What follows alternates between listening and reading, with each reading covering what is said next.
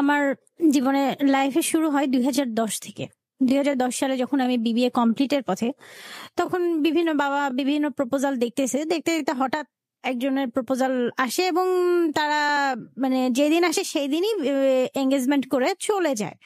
যে না আমরা খুব পছন্দ হয়েছে, আমরা বিয়ে করব। তো আমি সেদিন তাদের বলি যে ঠিক আছে আমি বিয়ে করব এক শর্তে, আমাকে যদি লেখাপড়া কমপ্লিট করাতে হবে এবং আমাকে জব করতে দিতে হবে। তারা তখন সেদিন বলে যে আচ্ছা ঠিক আছে সমস্যা নাই, আমরা করব। যাক, বিয়ে হওয়ার পরে আমাকে আর পড়ালেখা করতে তারা দিবে না, পড়ালেখা করতে দিবে না এবং জবও করতে দিবে না। যেহেতু আমি বিবিএ কমপ্লিট করেছি, এমবিএ তারা ভর্তিও করছে না এবং করতে দেবে না। অ্যাট লাস্ট এটা নিয়ে আমাদের মধ্যে অনেক তিক্ততা শুরু হয়। তিক্ততা যেটা দেখা যায় যে আমি নিজে একটা পোশাক চাইলে আমার অপেক্ষা করতে হতো যে কখন আমার হাজবেন্ড এনে দিবে, বা দেখা গেছে যে আমার শ্বশুরের কাছে চাইতে হতো যে হ্যাঁ আমার একটা কিছু লাগবে, আমি একটা গেস্ট আসছে তাকে কিছু আপ্যায়ন করব, আমার শ্বশুরকে বলতে হতো যে আমাকে কিছু টাকা দেন বা আমাকে এই জিনিসটা এনে দেন, বা আমি আমার ফ্যামিলিকে কোনো গিফট দিব, আমাকে এই জিনিসটা দেন। তো এরকম অনেক সময় দেখা গেছে যে কথা শুনতে হয়েছে, তোমার এত এত লাগে কেন, বা এত টাকা, এত এত আত্মীয়তা রক্ষা করা যায় না, বা এত এইগুলো আমাদের চলে না, বা অনেক কথাই শুনতে হয়েছে। তো একদিন আমার বেশি খারাপ লেগেছে যখন আমি ঢাকায়, আমার বিয়ে হয় রাজশাহীতে। তো আমি ওখান থেকে ঢাকায় আসি। ঢাকায় আসলে পরে আমাকে আমার হাজবেন্ড ১৫০০ টাকা দেয়। আমি ওটা দিয়ে একটা স্বর্ণের লকেট কিনি ২০১০-এর দিকে, শেষের দিকে। তো সেটা আমি যখন বাড়ি যেয়ে দেখাই তাদের, সবাই আমাকে অনেক কথা শোনায়। ইভেন আমার হাজবেন্ড বলে টাকা পাইলে মেয়ে মানুষের হাতে টাকা থাকে না, যেটা আমার ইগোতে এত বেশি লাগে। এবং যাই হোক, আমাকে তো আমার সেদিন মনে হয় যে না, আমি চুপ করে থাকলে হবে না, আমাকে কিছু করতে হবে, আমার পড়ালেখাটা কমপ্লিট করতে হবে এবং আমাকে চাকরিতেও ফিরে আসতে হবে। তো যাই হোক, পরে আমি তাকে বুঝালাম, অনেক বোঝানোর পরে না সে এক কথা যে আমি তোমাকে পড়ালেখা মানে তুমি পড়ালেখা করলে তুমি আমাকে ছেড়ে চলে যাবে এবং আমার সাথে সংসার করবে না, এটা তাদের ধারণা। আর মেয়ে মানুষ সংসার করো, এটা অনেক ভালো, তোমার চাকরি লাগবে না। তো যাই হোক, যেহেতু আমি সংসার করব না, আমি চাকরি করব, মানে সংসারটা করব পাশাপাশি। আমার কথা হচ্ছে আমি সংসার করব না এমন না, সংসার করব, কিন্তু আমি চাকরিটা করব, আমি স্বাবলম্বী হতে চাচ্ছি। দেন পরে তারা দিবে না আমাকে। ইভেন আমি এমবিএ তে জোর করে ভর্তি হলাম, কিন্তু আমাকে পরীক্ষা দিতে দিচ্ছিল না। ট্রাম্প পরীক্ষাগুলো আমাকে ফাইনালে যে আমাকে তারা অ্যাটাক করতেছিল বিভিন্ন ভাবে। যাই হোক, পরে লাস্ট পরীক্ষা, ফাইনাল পরীক্ষায় তারা আমাকে আটকে দিল। আমার অ্যাডমিট এবং আমার কাপড় চোপড় সব রেখে তার বাসা থেকে আমাকে বললো যে তুমি অসুস্থ, তুমি মামার বাসায় যে একদিন থেকে রেস্ট নিয়ে আসো, পরে তুমি আসবে।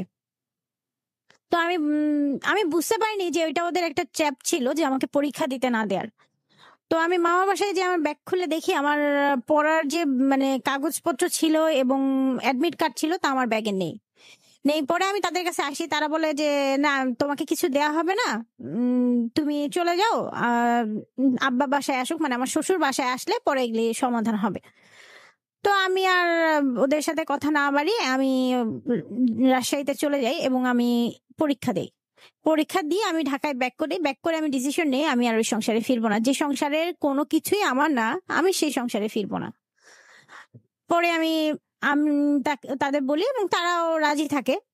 পরে আমরা মানে দুই পরিবার মিলে আমরা মিউচুয়াল ডিভোর্স দেই। দিয়ে আমি এমবিএ কমপ্লিট করি। এমবিএ কমপ্লিট করে আমি ব্যাংকে চাকরিতে জয়েন করি। এরপরে ২ বছর পরে আর কি, এই ডিভোর্সের ঠিক ২ বছর পরে একজন ঘটক একটা প্রপোজাল নিয়ে আসে। সেই ছেলেটা এত বেশি আমার জন্য পাগল হয়ে যায় যে আমাকে ফোনে বিরক্ত করতে থাকে। আমার অ্যাবসেন্সে আমার অফিসে, আমার কর্পোরেট ব্রাঞ্চে, হেড অফিস, প্রত্যেকটা জায়গায় আমার অ্যাবসেন্সে যায় এবং আমাকে এত বেশি ফোনে করতে থাকে যে সে আমাকে বলে যে দেখেন আমি আপনাকে ভালোবেসে আসতেছি বিয়ে করতে, আমি তো আপনার সব জানি, জেনে বুঝে শুনে আসতেছি, সো আপনি আমাকে কেন ডিনাই করছেন? আমি গরিব বলে? কারণ সে ভূমিহীন কৃষকের ছেলে, আমি গরিব বলে আমাকে ডিনাই করতেছেন? আমি বলতে মানে আমি আর কিছু বলতেও পারতেছি না, কি বলবো এই বিষয়টা। তো আমি বললাম দেখেন আসলে আমার এই বিয়ে নিয়ে একটা ফোবিয়া আছে আমার, আসলে যেহেতু আমি প্রিভিয়াস একটা ধাক্কা খেয়েছি, আমি চাচ্ছি আমার ক্যারিয়ারটাকে ডেভেলপ করতে। বলে আপনি সমস্যা কি? আমি তো আপনার চাকরি, আপনার সবকিছু দেখেই বিয়ে করতেছি, সো আপনার তো কোনো প্রবলেম হবে না, আমি আপনার লাইফে প্রবলেম করব না, বরং আমি আপনার সহদর মানে পাশে থেকে সহযোদ্ধা হতে চাই। তো আমি সে এটাও বললো যে আমি বললাম যে আমার ফ্যামিলি বললো যে তুমি খোঁজ নিয়ে আসো বাবা, তুমি ভালো মতো খোঁজ নিয়ে আসো, আমার মেয়ে খারাপ, আমরা ফ্যামিলিটা খুব খারাপ, তাই আমাদের প্রিভিয়াস ঘরে হয় নাই, এখন তুমি জেনে বুঝে কি আসবে? বলে যে সে তখন বললো যে আমি একটা কথা বলবো, আপনারা কেউ খারাপ ভাবে নিবেন না, এবং আমাকেও বললো যে আপনিও খারাপ ভাবে বিষয়টা নিন না, কিন্তু কথা দেন কথাটা জানার পর বিয়েটা ভেঙে দিবেন না। আমি কথা দিলাম। বলেন, বলে আপনার যে প্রিভিয়াস হাজবেন্ড সে আমার ফ্রেন্ড, আপনি যেই রুমে তার সাথে স্টে করেছেন সেই রুমে আমি তার থেকে অনেক বছর পড়াশোনা করেছি। তো সব শোনার পরে মানে আমার ফ্যামিলি বললো যে দেখো এই ছেলেটা তোমার মনে হয় না তোমাকে হ্যাপি করার জন্য আসতেছে, এর কোনো উদ্দেশ্য আছে। আমার ফ্যামিলি, আমার বাবা মা বললো, তো আমি বললাম না, ছেলেটা ভালোবেসে আসতেছে, ঠিক আছে আসো। তো সে যখন আসছে তখন খুব ভালো জব করতো না, চলতো মোটামুটি একটা জব করতো। আমার একটা বিশ্বাস ছিল যে আসলে টাকা পয়সাটা তো আমিও ইনকাম করি, দুজন মিলে চললে ইনশাল্লাহ বাকিটা পথ সুন্দরভাবে চলতে পারবো। আর আমার একটা বিশ্বাস সবসময় নিজের প্রতি ছিল যে ও না পারুক আমি পারবো, আমি ওর টাকার উপর ডিপেন্ড করবো না, বা ও একটা আমাকে গাড়ি কিনে দিবে, একটা বাড়ি কিনে দিবে, আমি ওটা না, বরং আমি কিনবো, আমি নিজের যোগ্যতায় নিজে কিনবো, কারণ আমি একটা ব্যাংকে জব করি, আমি এস্টাবলিশড, আমি ওর উপর ডিপেন্ড না। যাই হোক, পরে বিয়ে হলো। বিয়ে হওয়ার মানে মানে বিয়ে ঠিক হওয়ার পর থেকে তার কিছু বিষয় আমার খুব খারাপ লাগতে থাকে। প্রথম বিষয় হচ্ছে মানে বিয়ের যখন ঠিক হয়ে আসলো দুই ফ্যামিলি থেকে, সে বিয়ে ঠিক হওয়ার দিন সে বলতেছে, আমাকে মেসেজ দিয়ে বলতেছে যে দেখেন আমি 2 লাখ টাকা কাবিন দিতে চাচ্ছি, আপনার ফ্যামিলি সেটা রাজি হচ্ছে না, আপনি প্লিজ একটু বোঝান। আমি মানে বোকার মানে আমি আসলে বাবা মার আসলে কথার মূল্য দেই নেই। তো আমি সেদিন বাবা মাকে বললাম যে 2 লাখ টাকা কাবিন দিচ্ছে, 2 লাখ টাকা নাও, অসুবিধা নেই, সংসার করলে 20 লাখ টাকায়ও করতে পারে, আবার সংসার না করলে 20 লাখ টাকা থাকলেও করবে না, এরকম। তো নাও। আমার বাবা মা বললো এটা তুমি পরে বুঝবা মা, আজকে বুঝতেছো না, এখানে আমরা আসছি তো যখন বিয়েটা ঠিক করতে, তখন এই ছেলেটার চাওয়া পাওয়া সবকিছু আমরা বুঝতেছি, কিন্তু তুমি এটা বুঝবা না। আজকে আমার সে কথাটা মনে পড়ে যে এই কথাগুলো সত্যি, আসলে আমরা বুঝি না মানে ওই মুহূর্তে, কারণ আমরা বাংলাদেশের কালচারে আমরা কিন্তু মেয়েরা যেতে পারি না, গার্ডিয়ানরা বসে দুই পক্ষের, ছেলে ছেলে যেটা বলে সেটাই হয়। যাই হোক, দেন বিয়ে ঠিক হওয়ার পর ছেলে বলতেছে আমার পকেটে টাকা নাই, আমাকে লোন করতে হবে, তো অফিস থেকে লোন করতে হবে। কত টাকা লোন করবেন? বলতেছে যে আপনি কত করতে বলেন। আমি বলি ন্যূনতম অল্প কিছু করেন, কারণ লোন করলে তো আমাদেরই শোধ করতে হবে, সংসারের লাইবিলিটিসটা তো আমাদেরই আসবে। এটা বলার পর সে বলে আমি 40,000 টাকা লোন করব, আপনি 30,000 টাকার মধ্যে শপিং শেষ করবেন, আর 10,000 টাকা এই আমি আদার্স পারপাস আর কিছু আছে সেগুলো দিয়ে আমি এইদিকে আমি অন্য আদার্স খরচ ম্যানেজ করব। তো আমি বললাম ওকে ফাইন, ঠিক আছে, কারণ সংসার তো আফটার অল দুজনের। তখনও আপনাদের মধ্যে কি আপনি আপনি করেই কথা হচ্ছে? হ্যাঁ, আপনি আপনি করেই কথা হচ্ছে, আপনি আপনি করেই কথাটা চলে। তো পরে যাই হোক এভাবে চলতেই থাকে, চলতে পরে আমি সেও শপিং করে দেয়, আমিও শপিং, মানে আমরা নিজেরাই শপিং করি, সাথে আমাদের গার্ডিয়ান থাকে, আমার বাবা মা থাকে। তো যাই হোক বিয়ে হলো। বিয়ের পরে আমি যেটা মানে হ্যাঁ তার আগে বলি, বিয়ের আগে মানে সে আমার ফ্যামিলি বলতেছে যে একদিনের জন্য হলেও তোমরা উঠাই নিয়ে যাও, কিন্তু সে একটা দিনের জন্য সে আমাকে উঠাই নিতে পারবে না। আমার খারাপ লাগছে, কারণ সে বলতেছে আমার ভাবি ভালো না, আমার ভাই ভালো না, এরা মানে অনেক ভাবির বদনাম, ভাইয়ের বদনাম, যে জিনিসটা আমার কাছে পরে ক্লিয়ার হয় আসলে, মানে পরেই বলবো সেইগুলি পরেই আসি আমরা স্টেপ বাই স্টেপ। যাই হোক বললো যে আপনি কখনো আমার ভাবির কথা শুনলেন না, ভাবি এরকম আমাদের অনেক যন্ত্রণা দিছে, আমার মা কখনো ভাবির কাছ থেকে ভালোবাসা পায় নাই, আপনার কাছে জানে আমার বাবা মা একটু ভালোবাসা পায়, আর কিছু চাই না, আমার কোনো কিছুর দরকার নেই, ওভার ফোনে এগুলি আমার সাথে রেগুলার কথা হচ্ছে। আচ্ছা, আমাদের কিছু প্রশ্ন আছে এক্ষেত্রে, সেটা হচ্ছে যে এই লোকটা যে বিয়ে করতে আসলেন, আপনারা এর আগে একটা বিয়ে হয়েছে এটা জেনেও, তো এই ব্যাপারে আপনার কাছ থেকে তার কি কোনো প্রশ্ন ছিল কিনা, যে লাইক ওনার কি আগে কোনো পাস ছিল কিনা, এই ব্যাপারে কি আপনি? হ্যাঁ, আমি প্রশ্ন করেছি এবং আমার ফ্যামিলিগত ভাবেও খোঁজ নিয়েছি, কারণ আমাদের গ্রামে যেহেতু পাশাপাশি গ্রাম, দেশের বাড়ি পাশাপাশি এলাকায়, সো মানে সবাই বলছে এই ছেলেটা বেশি মানে ইন্টার পাস করার পর থেকে ঢাকায় থাকে, যার ফলে ঢাকায় থেকে পড়াশোনা করে, খুব নিডি এবং নিডি ফ্যামিলির গরিব, কিন্তু কখনো আমরা খারাপ কিছু দেখিনি। ওকে, এটা বলছে যে আমরা দেখিনি, কারণ গ্রামে সে ওইভাবে থাকে না। ওরা কেউ আসে বছরে বা 6 মাসে একবার এসে বেরিয়ে চলে যায়। সো সেই দিক থেকে তারা তাদের ক্যারেক্টার সার্টিফিকেট খুব সুন্দর একটা ভালো সার্টিফিকেট দিয়ে দেয়। আচ্ছা, এটা হচ্ছে তার আপনার ওই গ্রাম থেকে আপনি পেয়েছেন? হ্যাঁ, গ্রাম থেকে। আর তার ফ্যামিলির সাথে মানে নরমালি একটা ছেলের ফ্যামিলি থেকে তারা জেনে শুনে একটা মেয়েকে যার আগে একবার বিয়ে হয়েছে, এই ব্যাপারটা নিয়ে কি আপনার ফ্যামিলি তাদের সাথে কথা বলেছিল ওই ফ্যামিলির সাথে? হ্যাঁ, তারা কি ধরনের রেসপন্স করেছে? তারা বলেছে যে আসলে বিয়েটা তো করবে আমার ছেলে, আমার ছেলে যা বলবে সেটাই। তার ফ্যামিলি থেকে কে আছে? তার ফ্যামিলিতে তখন ছিল তার মা, বাবা, ভাই, বোন সবাই ছিল। গার্ডিয়ান হিসেবে কাদের সাথে কথা হয়েছে? গার্ডিয়ান হিসেবে তার বড় ভাই আসে, তার মা আসে। তারাই বলেছে? তারাই বলেছে যে দেখেন আমার ছেলে বা আমার ভাই যেটা ইয়া করবে, কারণ আমরা তো জেনে বুঝে আসছি। তার মানে এটা কি আপনি বলছেন যে ওই সময় আপনার কাছে মনে হচ্ছে যে তারা নিড থেকে লাইক নিডি বলছেন, যে মানে বিয়েটা কি আসলে বিয়ের জন্য না তার প্রয়োজনের তাগিদে করেছে? মানে ওই সময় আপনার মনে কি আসলে ওই সময় আসলে আবেগটাও কিছুটা কাজ করেছে। মানে কি আপনি ভালোবেসেছিলেন? হ্যাঁ, অবশ্যই। ভালো তো না বাসলে মানে যখন একটা ছেলে মানে একটা মেয়েকে SMS দেয় যে ঘুমিয়ে থাকো গো সজনী ফুলেরও বিছানায়, তখন একটু হলেও তো মনে দোলা লাগে। ওকে, সো আমার কথা হচ্ছে যে এই সম্পর্কটা বিয়ের আগের জায়গা থেকে একটু আসে, আমরা তো এরপরে যাবো, এই তো আমাদের হাতে সময় আছে। একটু শুনি যে ওই সময়টার কথা, মানে কতদিনের, মানে আপনার প্রথম ডিভোর্সটা হওয়ার কতদিন? 2 বছর। 2 বছর পরে? 2 বছর পরে। আচ্ছা, এই 2 বছর পরে এই ভদ্রলোকের সাথে আপনার কতদিনের কমিউনিকেশনের মধ্যে আপনার ভালোবাসাটা হলো? আসলে এর সাথে একে নিয়ে আসে ঘটক। আচ্ছা, আমরা বাড়ি যাই ঈদ করতে, তখন ঘটক এই প্রপোজালটা নিয়ে আসে। নিয়ে আসার পর সে সেখানে আমার কার্ড নেয়, তার কার্ড আমাকে দেয়, বাট আমি তার ফোন রিসিভ করি না। সে বিভিন্ন সময় আমাকে ট্রাই করে ইয়ে করে, তো বাইরে যাওয়ারও প্রপোজাল দেয়। তখন আমি বলি যে দেখেন, আপনার যদি আমাকে বিয়ে করার জন্য এত ইচ্ছুক হন, আপনার ফ্যামিলিকে নিয়ে আসেন। আপনার ফ্যামিলিকে নিয়ে আসেন, আমার ফ্যামিলির সাথে কথা বলেন, আমি আপনার সাথে এইভাবে যোগাযোগ রাখবো না। তো তখন সে কিছুদিন গেলে তখন সে আস্তে আস্তে SMS দিতে থাকে। যখন দেখলো যে আমাকে ফোনে সে পারতেছে না, তখন সে আমাকে ফার্স্ট SMS দেয়। কানটা খুব ঝালাপালা হয়ে গেল শব্দে।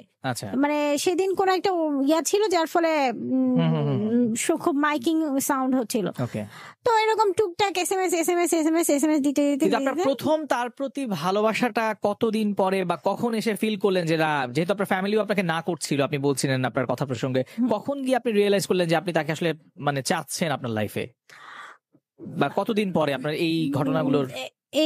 এইগুলোর প্রায় আমাদের সব মিলে যখন দেখাশোনা হয়ে গেল, মানে 2 ফ্যামিলিগত ভাবে দেখাশোনা হলো, তারপরে আমি মানে প্রায় তাও 3 সপ্তাহ, খুব বেশি না, 3-4 সপ্তাহের মতো। মানে তার সাথে দেখাশোনা হওয়ার পরে?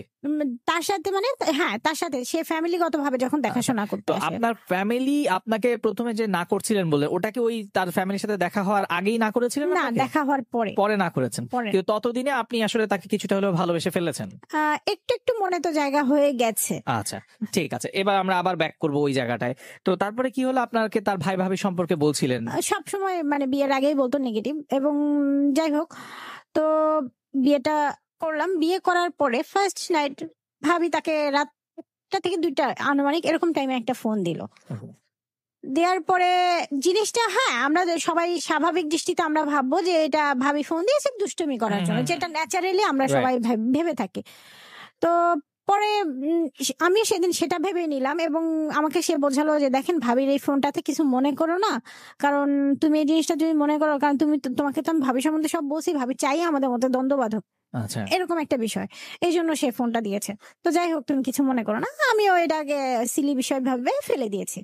যাক, পরের দিন কি হলো? পরের দিন দেখি সে আমার প্রিভিয়াস যে হাজবেন্ড, সে তাকে ফোন দিয়েছে, এবং সে তার কথা শুনছে, কোনো উত্তর দিচ্ছে না। এটা আপনি কি করে খেয়াল করলেন যে আপনাকে কি সে বলেছে? হ্যাঁ, সে বলেছে। আমি বললাম কে ফোন দিয়েছে? বলে যে ও ফোন দিছে। আচ্ছা, আপনি আমাকে এইটুকু বলেন তো, এই যে জেনে শুনেও মানে আপনার কি একবার মনে হলো না যে ওর ফ্রেন্ড, আমি ওকে বিয়ে করছি, এই ব্যাপারটা কি আপনার ভেতরে তখন কাজ করে? আমার ভেতরে আসলে কি, আমার ভেতরে একবার কাজ করলেও তারপর আমি যে তাকে কথা দিয়েছি, ইসলামিক দৃষ্টিতে আমি চিন্তা করলাম একটা মানুষকে কথা দিয়েছি, আর সে আমাকে সবচেয়ে বড় ব্ল্যাকমেল যেটা করতো, যে আমি গরিব মানুষ দেখে আমাকে ফেলে দিয়েন না, অবজ্ঞা করেন না, আপনার আমি গরিব বিধায় মনে হয় আপনি আমাকে একসেপ্ট করতেছেন। যে জিনিসটা আমার কাছে খুব খারাপ লাগতো, যে মানুষ তো এক মানুষের। আপনার এক্স হাজবেন্ড আপনার প্রেজেন্ট হাজবেন্ডকে ফোন দিলেন এবং সেটা আপনি তার কাছ থেকে শুনলেন, তখন কি হলো? তারপর আমি ফোনটা কেড়ে নিলাম, কেড়ে নিয়ে আমি ফোনটা আব্বার কাছে দিলাম, যে কারণ আমি তো মানে সেপারেশন গিয়েছি মিউচুয়ালি, আমি তো কোনো তখন আব্বা তাকে ফোন দিয়ে বললো যে তুমি কেন ফোন দিচ্ছ, তাকে একটু কিছু ঝাড়িয়েও দিল, দেওয়ার পরে আব্বা সরাসরি কমিশনারকে ফোন দিল, বললো যে ছেলেটাকে না করো এভাবে, কারণ তারও একটা সম্মান আছে আমারও একটা সম্মান আছে, বরং মেয়েটার বিয়ে হয়ে গেছে যখন, তখন আর সে ঝামেলা না করে।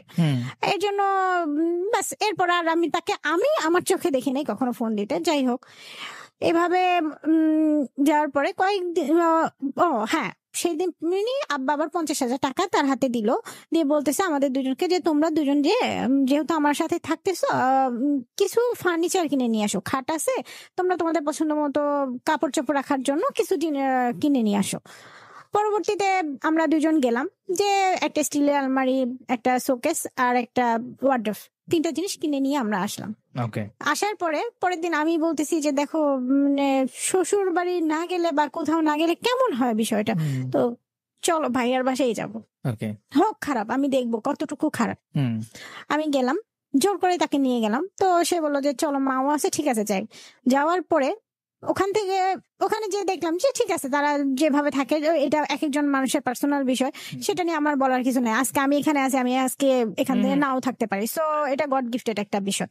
পরে আমি ওখানে ওদের সাথে ভালো ব্যবহার করে চলে আসলাম। বাসায় আসার পরে সে আমাকে বলতেছে যে আব্বা মাত্র 50,000 টাকা ফার্নিচার কেনার জন্য দিছে, যেটা নিয়ে ভাবি খুব ভাইয়ের সামনে আমাকে ইনসাল্ট করছে। মানে এটা তার একটা টেকনিক, আসলে ভাই ওটা ইনসাল্ট না, এটা তার টেকনিক, তার মনোপুর্ত হয় না। আসলে গেল, তখন আমি বললাম যে এটা বললো না যে আমরা তো একসাথে আছি এখনো, আমরা কি এত টাকার ফার্নিচার কেন এখন দিব, যখন সময় হবে, যখন আমরা আলাদা বাসা নিব তখন অবশ্যই আমার বাবা দিবে। এটা একটা গেল। যাওয়ার পরে এর আরো কিছুদিন গেল, যে এক সপ্তাহ, মানে এক সপ্তাহ যাওয়ার আগে আমাকে বলতেছে, 5 থেকে 6 দিন যাওয়ার পরে বলতেছে যে শোনো, একটা কথা বলি, কিছু মনে করো না, আমার অমুক অমুক কলিগের, আমি নামটা মেনশন করছি না, ও নাম বলেই বলছে, তো বলতেছে যে অমুক কলিগের শ্বশুর হানিমুনে যাওয়ার জন্য এত টাকা তার মেয়েকে দিয়েছে, আর তুমিও তো তোমার বাবা মার একমাত্র মেয়ে, সো তুমি কি সেটা ডিজার্ভ করো না? তখন আমি বললাম যে দেখো, কিছু মনে করো না, আমি বাবা মার একমাত্র সন্তান হলে বাবা কিন্তু আমার পিছনে অনেক শ্রম দিয়েছে, আমাকে লেখাপড়া শিখিয়েছে, আমাকে চাকরি পাইতে সাহায্য করেছে, আমাকে সব দিয়েছে, তাহলে এখন কেন আবারও, প্লিজ এই বিষয় নিয়ে, এটা আমাদের দেখো তোমার পোশাক আশাক থেকে শুরু করে, তোমাকে ফার্নিচার থেকে শুরু করে, প্রোগ্রাম অনুষ্ঠান করা থেকে শুরু করে সবই করছে, এখন প্লিজ আর তুমি করো না। তো যাই হোক, আমি বললাম যে ঠিক আছে, আমি টাকা জমি নেক্সট মান্থ দেখি, পরে আমরাই যাব। অথচ এর মধ্যে সে কিন্তু তার বাড়িতে একবারও নেওয়ার চিন্তাও করতেছে না, বা বলতেছে না চলো, বরং আমরাই মানে বলতেছি যে চল যাই, বলে না আমার বাড়িতে যাওয়ার মতো পরিবেশ নেই, যাব না। যাই হোক, এগুলি সবই গেল। যাওয়ার পরে আমরা দুজনে অফিস শুরু করলাম। অফিস থেকে 2 দিন অফিস করার পরে ফিরে এসে আমাকে বলতেছে যে মন খারাপ। কি ব্যাপার, কি বিষয় তোমার মন খারাপ? সে বলতেছে যে যাই হোক, আমার চাকরিটা নিয়ে একটু প্রবলেম, তো তুমি, আমি বললাম কেন প্রবলেম, কি হয়েছে? বলে যে লোনটা মনে হয় এটা স্যার ভালো চোখে নিচ্ছে না, আমি তো লোন করছিলাম, তো যাই হোক, আমি বাবাও বলছে, ভাইয়াকেও জানাইছি, তো আমি 40,000 টাকা ভাবি বলছে, ভাবির বাবার বাড়ি থেকে কিছু টাকা নিয়ে আসছে, সেখান থেকে 30,000 টাকা আমাকে দিতে চাচ্ছে, এটা দিয়ে আপাতত আমি লোনটা শোধ করে দিই, এটা বলতেছে। তখন আমার বিষয়টা ইগোতে লাগলো, মানে এটা আসলে ওর টেকনিক, যে ও ভাবির কথা বলতেছে, আমি যাতে এটা আমি করি এই কাজটা। আমি বললাম কেন, ভাবি যদি টাকা দেয়ারই থাকতো, ভাই যদি টাকা দেয়ার থাকতো, তাহলে বিয়ের আগে 40,000 টাকা তোমার কেন লোন করা লাগলো? এই সামান্য পরিমাণ টাকা কি তারা এতদিন তারা দিয়ে আসলো, আর এখন দিতে পারলো না? পরে আমি নিজের, মানে আমাদের গিফটের কিছু টাকা ছিল, সব মিলে আমারও কাছে কিছু টাকা ছিল, আমি 20,000 টাকা তার হাতে তুলে দিয়ে বললাম কি, এটা নিয়ে যাও, কালকে এটা দিয়ে দাও, আর বাকি টাকা আমি ম্যানেজ করার চেষ্টা করতেছি, দেখি আমি কোনোভাবে আমি ব্যবস্থা করতে পারি কিনা। পরে তাকে দিলাম, দেওয়ার পরে এভাবে মানে দুজনের স্যালারি থেকে পরে লোনটা শোধ করলাম। শোধ করার মানে শেষের দিকে এসে বলতেছে, শেষ মাসে এসে বলতেছে যে কিছু মনে করো না, আমি একটা কথা বলবো, তুমি তো আমাকে বকা দিবে। আমি বলি কি বকা দিব বলো? বলতেছে যে আমার লোনটা তো আমি অফিসে আগে আরো 20,000 টাকা লোন ছিল, সেটা সব মিলে আমার প্রায় 60,000 টাকা, তো এই 20,000 আরো 20,000 টাকা লোনে দিতে হবে। তার মানে আমাদের আরো 1 মাসের স্যালারি ও লোনের পারপাস খরচ করতে হবে। এদিকে আমরা বাসাও নিতে পারতেছি না, কিছু করতে হচ্ছে না, বাবার বাসায় থাকতে হচ্ছে বাধ্য। তারপরে কি হলো? যাই হোক, তারপরে আমি ডিসেম্বরে আমার বাবাকে বললাম যে চলো আমরা সবাই মিলে, যেহেতু পাশে একই গ্রামে, পাশাপাশি গ্রাম, সো আমরা সবাই মিলে গ্রামে গেলাম, জামাইকেও দেখাবো, প্লাস হচ্ছে আমিও শ্বশুর বাড়িটা ঘুরে দেখে আসবো। তো আমার হাজবেন্ড বললো যে আমার আত্মীয়তা করার মতো কোনো টাকা পয়সা আমার হাতে নাই, কারণ আসলেও তার হাতে নাই, কারণ সেই টাকাগুলো লোন দিয়ে বা সব মিলে তার সংসার খরচও কিছু দিতে হয়, সব মিলে সংসার খরচ বলতে তার বাবা মার খরচ সব মিলে তার কাছে নাই।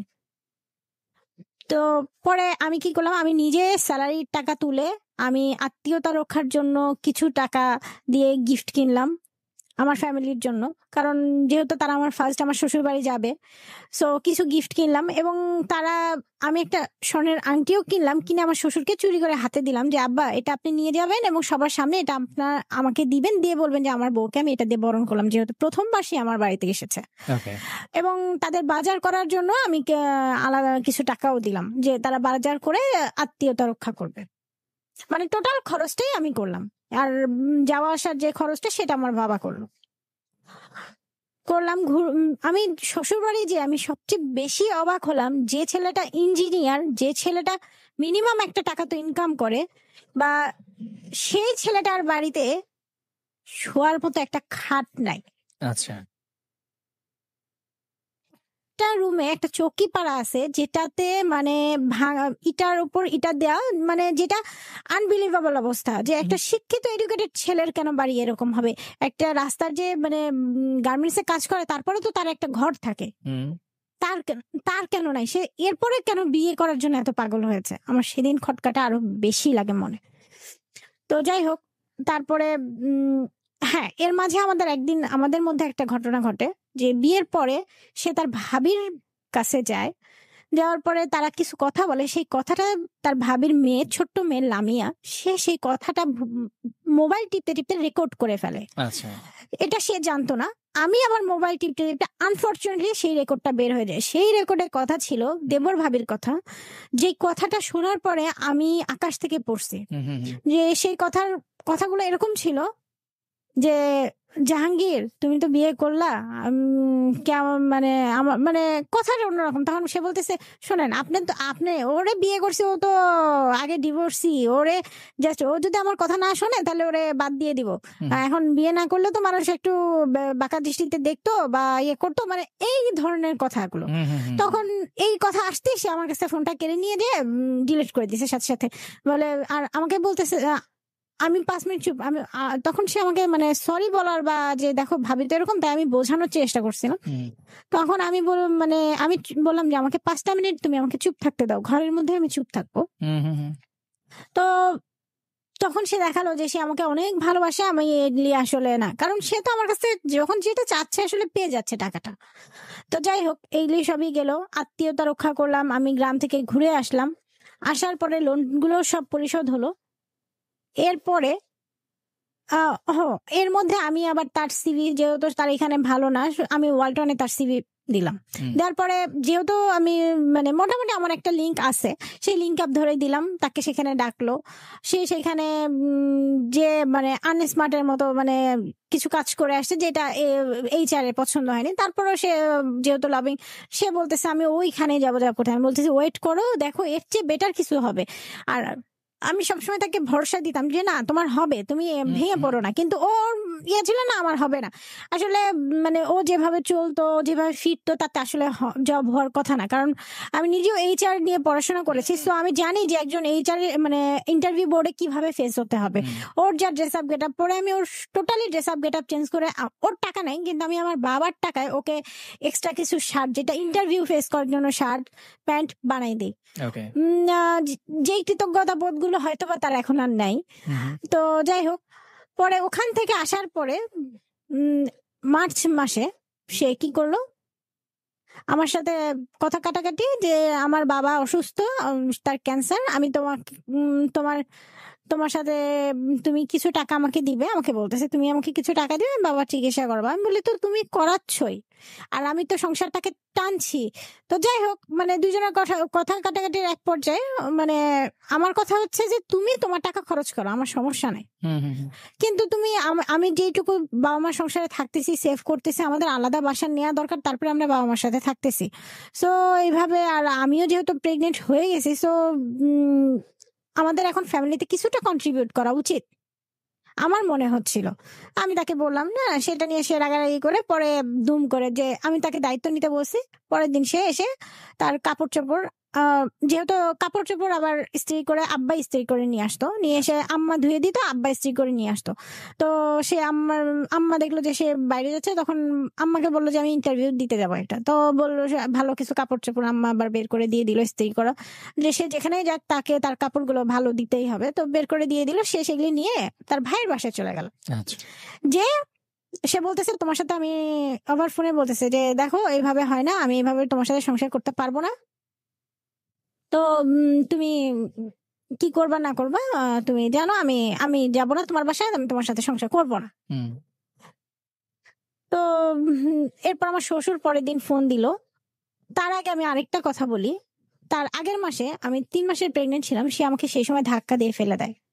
আচ্ছা, ধাক্কা দিয়ে ফেলে দেয় এই টাকা নিয়ে। এবং সেদিনের পর আমি বলছিলাম যে তোমার টাকা তুমি কি করবা না করবা আমি আজকের পর থেকে কোনোদিন জিজ্ঞেসও করবো না, কারণ তোমার স্যালারি পাওয়ার পরে তুমি কি করলা বা কাকে দিলা আমি আর জিজ্ঞেস করবো না। কারণ আমি অ্যাজ এ ওয়াইফ হিসেবে আমি তোমাকে জিজ্ঞেস করছি, তুমি উত্তর না দাও, তুমি আমাকে ধাক্কা দিতে পারো না, আমি অসুস্থ।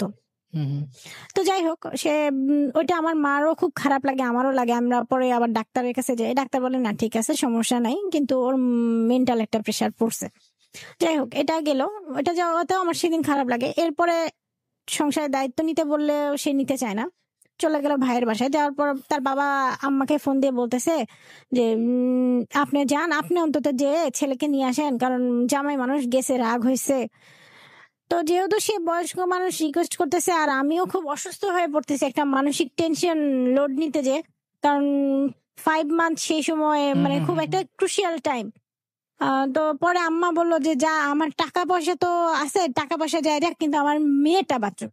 আচ্ছা, এটা আমার বাবা মার কথা। পরে আম্মা গেল, মান সম্মান সব ফেলে দিয়ে আমার মা আমার সাথে গেল ওকে ওর বাসায়, ওর ভাইয়ের বাসায়। ভাইয়ের বাসায় যাওয়ার পরে সে শর্ত দিল কি, তার ভাবি আমাদের যাচ্ছে তাই ভাষায় অপমান করলো। যাচ্ছে তাই ভাষায় বললো, সে চুপ করে থাকলো, শুনলো, কিচ্ছু বললো না, শুনলো। বরং সে আরো বললো যে শোনেন, আমি যেতে পারি আপনাদের সাথে এক শর্তে, আমাকে মোটরসাইকেলের জন্য 2 লাখ টাকা দিতে হবে। মোটরসাইকেল কিনবো, সেজন্য 2 লাখ টাকা দিতে হবে। এবং যেটা ওভার ফোনে আমাকে বলেছিল, আমি সেই কল রেকর্ডটা বের করবো পারমিশন নিয়ে, কোর্টের পারমিশন নিয়ে, কারণ এই ধরনের মানুষদের মানে যারা চায় বারবার। যাই হোক, তো সে মোটরসাইকেলের টাকা 2 লাখ এটা দিতে হবে, আর আমি কোনো সংসার খরচ দিব না। তো আম্মা বললো ঠিক আছে, আমার সংসার খরচ কি আমি তোমার কাছে চাইছি? আমার মেয়ে যদি কোনো মাসে কিছু দেয় দিল, না দিলে নাই, এটা নিয়ে তো আমার কোনো সে নাই। তোমরা লাগছে সেটা তোমাদের ব্যাপার, মানে আমার কথা ছিল তুমি এখন সংসারের দায়িত্ব নাও, কিন্তু সে নিবে না। যাই হোক, আম্মা শর্ত 2টা মেনেই নিয়ে আসলো যে ঠিক আছে। আনার পর আম্মা বললো যে তুই ওরে টাকা পয়সা নিয়ে কিছু বলিস না, কারণ তোর শরীরটাও ভালো না, আর এইভাবে তুই লোডটাও নিতে পারবি না।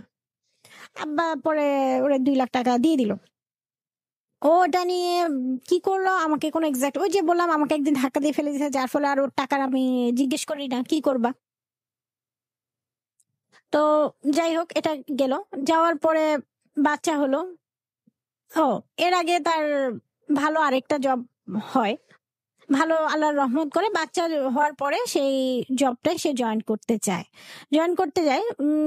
এর আগে জয়েন করতে যেয়ে সে ফিরে আসে, সে ওখানে জয়েন করতে পারে না, কারণ প্রিভিয়াস কোম্পানির সাথে সে দ্বন্দ্ব করে, প্রিভিয়াস কোম্পানিকে তার কাজ বুঝাই দেয় না দিয়ে পরে সেই কোম্পানিতে গেলে ঝামেলা সৃষ্টি হয়। পরে আব্বা নিজে যে, আমার ফাদার নিজে সাথে নিয়ে যায়, তাকে বসে থেকে ইন্টারভিউটা ফেস করে, এবং নিজে যে সে আগের কোম্পানি থেকে ক্লিয়ারেন্স নিয়ে আসার জন্য যা যা প্রসিডিউর করে সে নিজে সাথে সেগুলি করে তাকে নতুন কোম্পানিতে জয়েন করায়।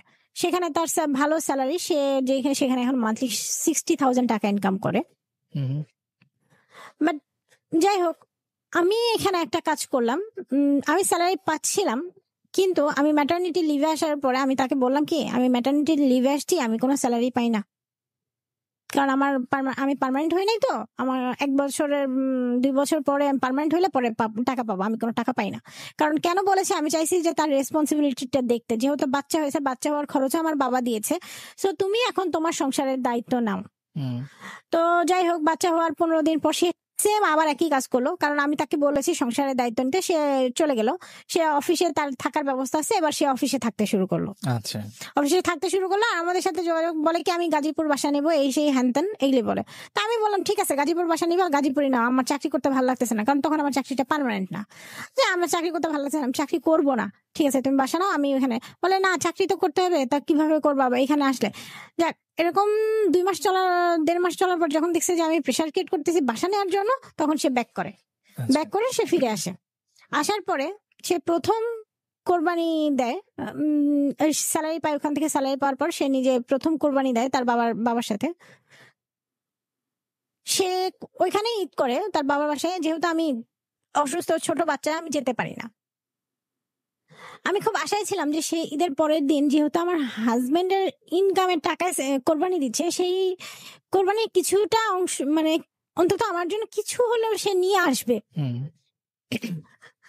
তো না, সে কিছুই নিয়ে আসলো না, উল্টা আরো সে মানে আমার কাছে আসলোই না। এবং আমার খুবই কষ্ট লাগলো যে যেখানে এটা তো আমার হাজবেন্ডের, আমি তো বাবারটা আমি ডিজার্ভ করি না, কিন্তু আমার হাজবেন্ডেরটা আমি ডিজার্ভ করি। যাই হোক, পরে সে আসার পর আমি এই কথাটা তাকে বললাম যে আমি খুব আশা করেছিলাম যে আমার হাজবেন্ড আমার জন্য কিছু নিয়ে আসবে এবং আমি সেটা আনন্দে গ্রহণ করব। তখন সে বলল, সে কথা না বাড়িয়ে ঘুমাই গেল। ঘুম থেকে উঠে পরে বলতেছে, বলে ভাবি নিয়ে আসছে, ভাবির ওখান থেকে আমি একটু নিয়ে আসবো না। মানে আমি বলার পরে সে ভাবির কাছ থেকে নিয়ে আসবে। যে জিনিসগুলো আমার কথা হচ্ছে, যেই ভাবি তোমার বাসায় তোমার বইয়ের জায়গা হয় না, তোমার জায়গা, সেই ভাবি বাসায় তুমি বিপদ, মানে যে কোনো কিছুতে আশ্রয় নাও, কথা শোনাও, সবই করো, মধ্যে থেকে শুধু শুধু সেই ভাবিটার বদনাম বলো। যাই হোক, এগুলি সবই গেল। যাওয়ার পরে এভাবে চলতে থাকলো। এরপর আসলো, এসে কিছুদিন পর আমি আবার অফিস জয়েন করলাম, ছুটি শেষ হয়ে গেল, অফিস জয়েন করলাম। জয়েন করার পরে তখন তো আবার সে সংসার খরচ কোনোভাবেই দিচ্ছে না, আগেও দিল না, পরেও দিল না, মানে মধ্যে থেকে টাইম গুলো জাস্ট পাস করতেছে। হালকা হয়তো বা বললাম যে বাচ্চার দুধ লাগবে, আমাকে 1000 টাকা দাও। কত দুধের দাম? আমি বললাম 800 টাকা। মানে তখন হয়তো বা 2-1টা সময় বের করে দিছে বা দেয়নি, এরকম হয়েছে। তা আমি প্রেশার ক্রিয়েট করিনি, কারণ আম্মা বলতেছে যে যেহেতু ও এরকম করতেছে, আমি মনে করছি বাচ্চা হলে হয়তো বা ভালো হয়ে যাবে, যেটা সবাই ভাবে যে বাচ্চার প্রতি তার মায়া হবে। যাই হোক, ছেলেটা বড় হলো। এরপর আমার শ্বশুর মারা গেল। মারা যাওয়ার পর, এটা হচ্ছে 2015 শেষের দিকে, সরি 15 না, এটা 16তে মারা গেছে। 2016তে মারা গেছে, 16 মার্চের দিকে সম্ভবত। তো মারা যাওয়ার পরে আমি বললাম যে যেহেতু আমার শাশুড়ি একা আছে, তাহলে আমরা আলাদা বাসা নেই, আম্মার বাসার পাশাপাশি বাসা নেই, আমি বাচ্চাকে আম্মার কাছে দিয়ে অফিসে যাব, আবার বাসায় আসার সময় নিয়ে বাসায় ঢুকবো, যেহেতু আমার শাশুড়ি বয়স্ক মানুষ, পারবে না। না, সে বাসা নিবে না, সে কোনোভাবে বাসা নেবে না। সে উল্টা আরো, মানে কিছুদিন এভাবে আম্মার সাথে থেকে উল্টা আরো আম্মাকে বললো যে আমার মাকে আপনাদের সাথেই রাখেন, সে একা থাকতে চায় না, একা থাকতে পারেও না, আপনাদের, সে অসুস্থ, আপনাদের সাথে রাখেন। তখন আমি তীব্রভাবে প্রতিবাদ করলাম যে না, এইভাবে হয় না, একটা মানুষের উপর আমরা আর কত মানুষ লোড দেব, এটা কখনোই সম্ভব না। আর তার কিছু কিছু বিষয় ছিল, যখন দেখা যেত যে আমার শাশুড়ি আসতো, তখন সে অনেক ফল নিয়ে আসতো, সেটা সে কেটে নিজে ঘরে নিয়ে সে আর তার মা খেত। যে জিনিসটা আমার কাছে খুব দৃষ্টিকটর, কারণ কি আমার ছোট ভাই আছে বা আমার বাবা আছে, বা আমার কথা হচ্ছে একটা জিনিস খেলে সবাইকে, বা আমি একটা জিনিস আমাকে বলছে যে তুমি মাকে এই জিনিসটা দাও, আমি দিয়ে আসার পরে সে আমাকে, তার মাকে আবার জিজ্ঞেস করতো, তোমাকে এই জিনিসটা দিয়েছিল, কতটুকু দিয়েছিল। যে জিনিসগুলো আমার পরিবারের কাছে মনে হচ্ছিল আমার লজ্জাজনক বিষয়, যে আমি আমার বাবার বাসায় থাকতেছি, তারা বাজার করে খাওয়াচ্ছে, সবকিছু করতেছে, তুমি সামান্য কয়টা ফল তোমার মার জন্য নিয়ে আসছো, সেটার মধ্যে তুমি মনে করতেছো আমরা রেখে দিছি বা আমরা খেয়ে ফেলছি। জিনিসটা আমার খুব অড লাগে। যাই হোক, এরকম অনেক বিষয় থাকে যেটা আমার কাছেও খারাপ লাগে। আর একটা ন্যাচারালি আমরা এতগুলো মানুষ কয়দিন আমার মাকে প্রেশার দিব, ঢাকা শহর তো, আমার বাবাও তো একটা মানুষ, সেও তো চায় যে তার যে লাইফে মেয়েকে বিয়ে দিছে দূরে যাক। যাই হোক, সে বাসা নিবে না, ভালো কথা। এরপরে সে বললো, সেই বলতেছে যে ইয়া করো, তুমি আরেকটা বেবি নিয়ে নাও।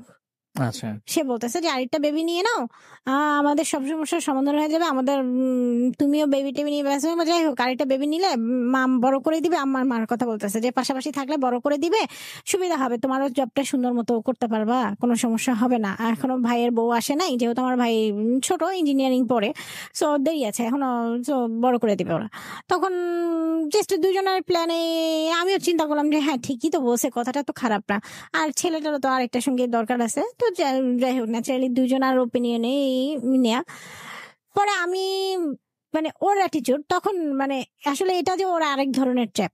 কি ধরনের ট্র্যাপ এটা? এটা ট্র্যাপ হচ্ছে, যেহেতু বাচ্চা পেটে আসলে ও কিন্তু কিছু না কিছু ও চলে যায় এবং কিছু না কিছু দাবি করে, তখন কিন্তু আমরা দিতে বাধ্য হই, আমার সিচুয়েশনের উপর আমার ফ্যামিলি দিতে বাধ্য হয়।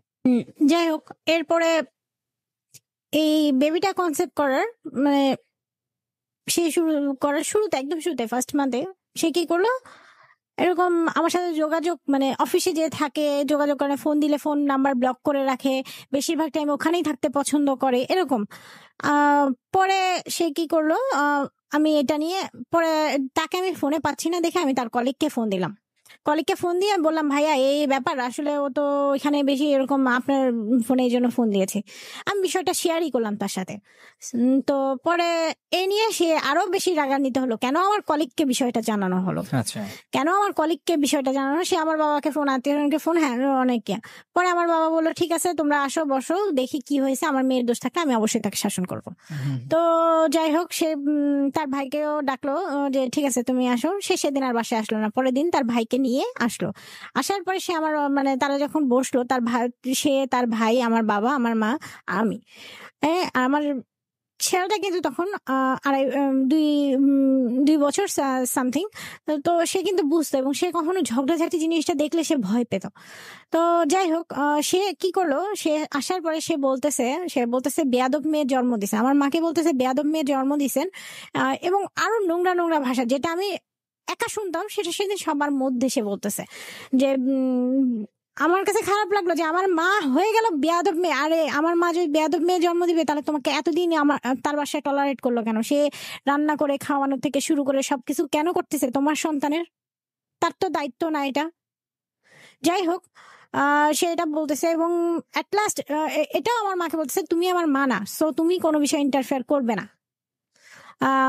এটা বলতেছে। বলার পর আম্মা একটা কথা বলতেছিল যে দেখো বাবা, আমি তোমাদের পালতেছি তোমাদের সুখের জন্য, তোমরা আসবা, খাবা, সুখে থাকবা, কিন্তু তারপরে তোমাদের মধ্যে অশান্তিটা কেন?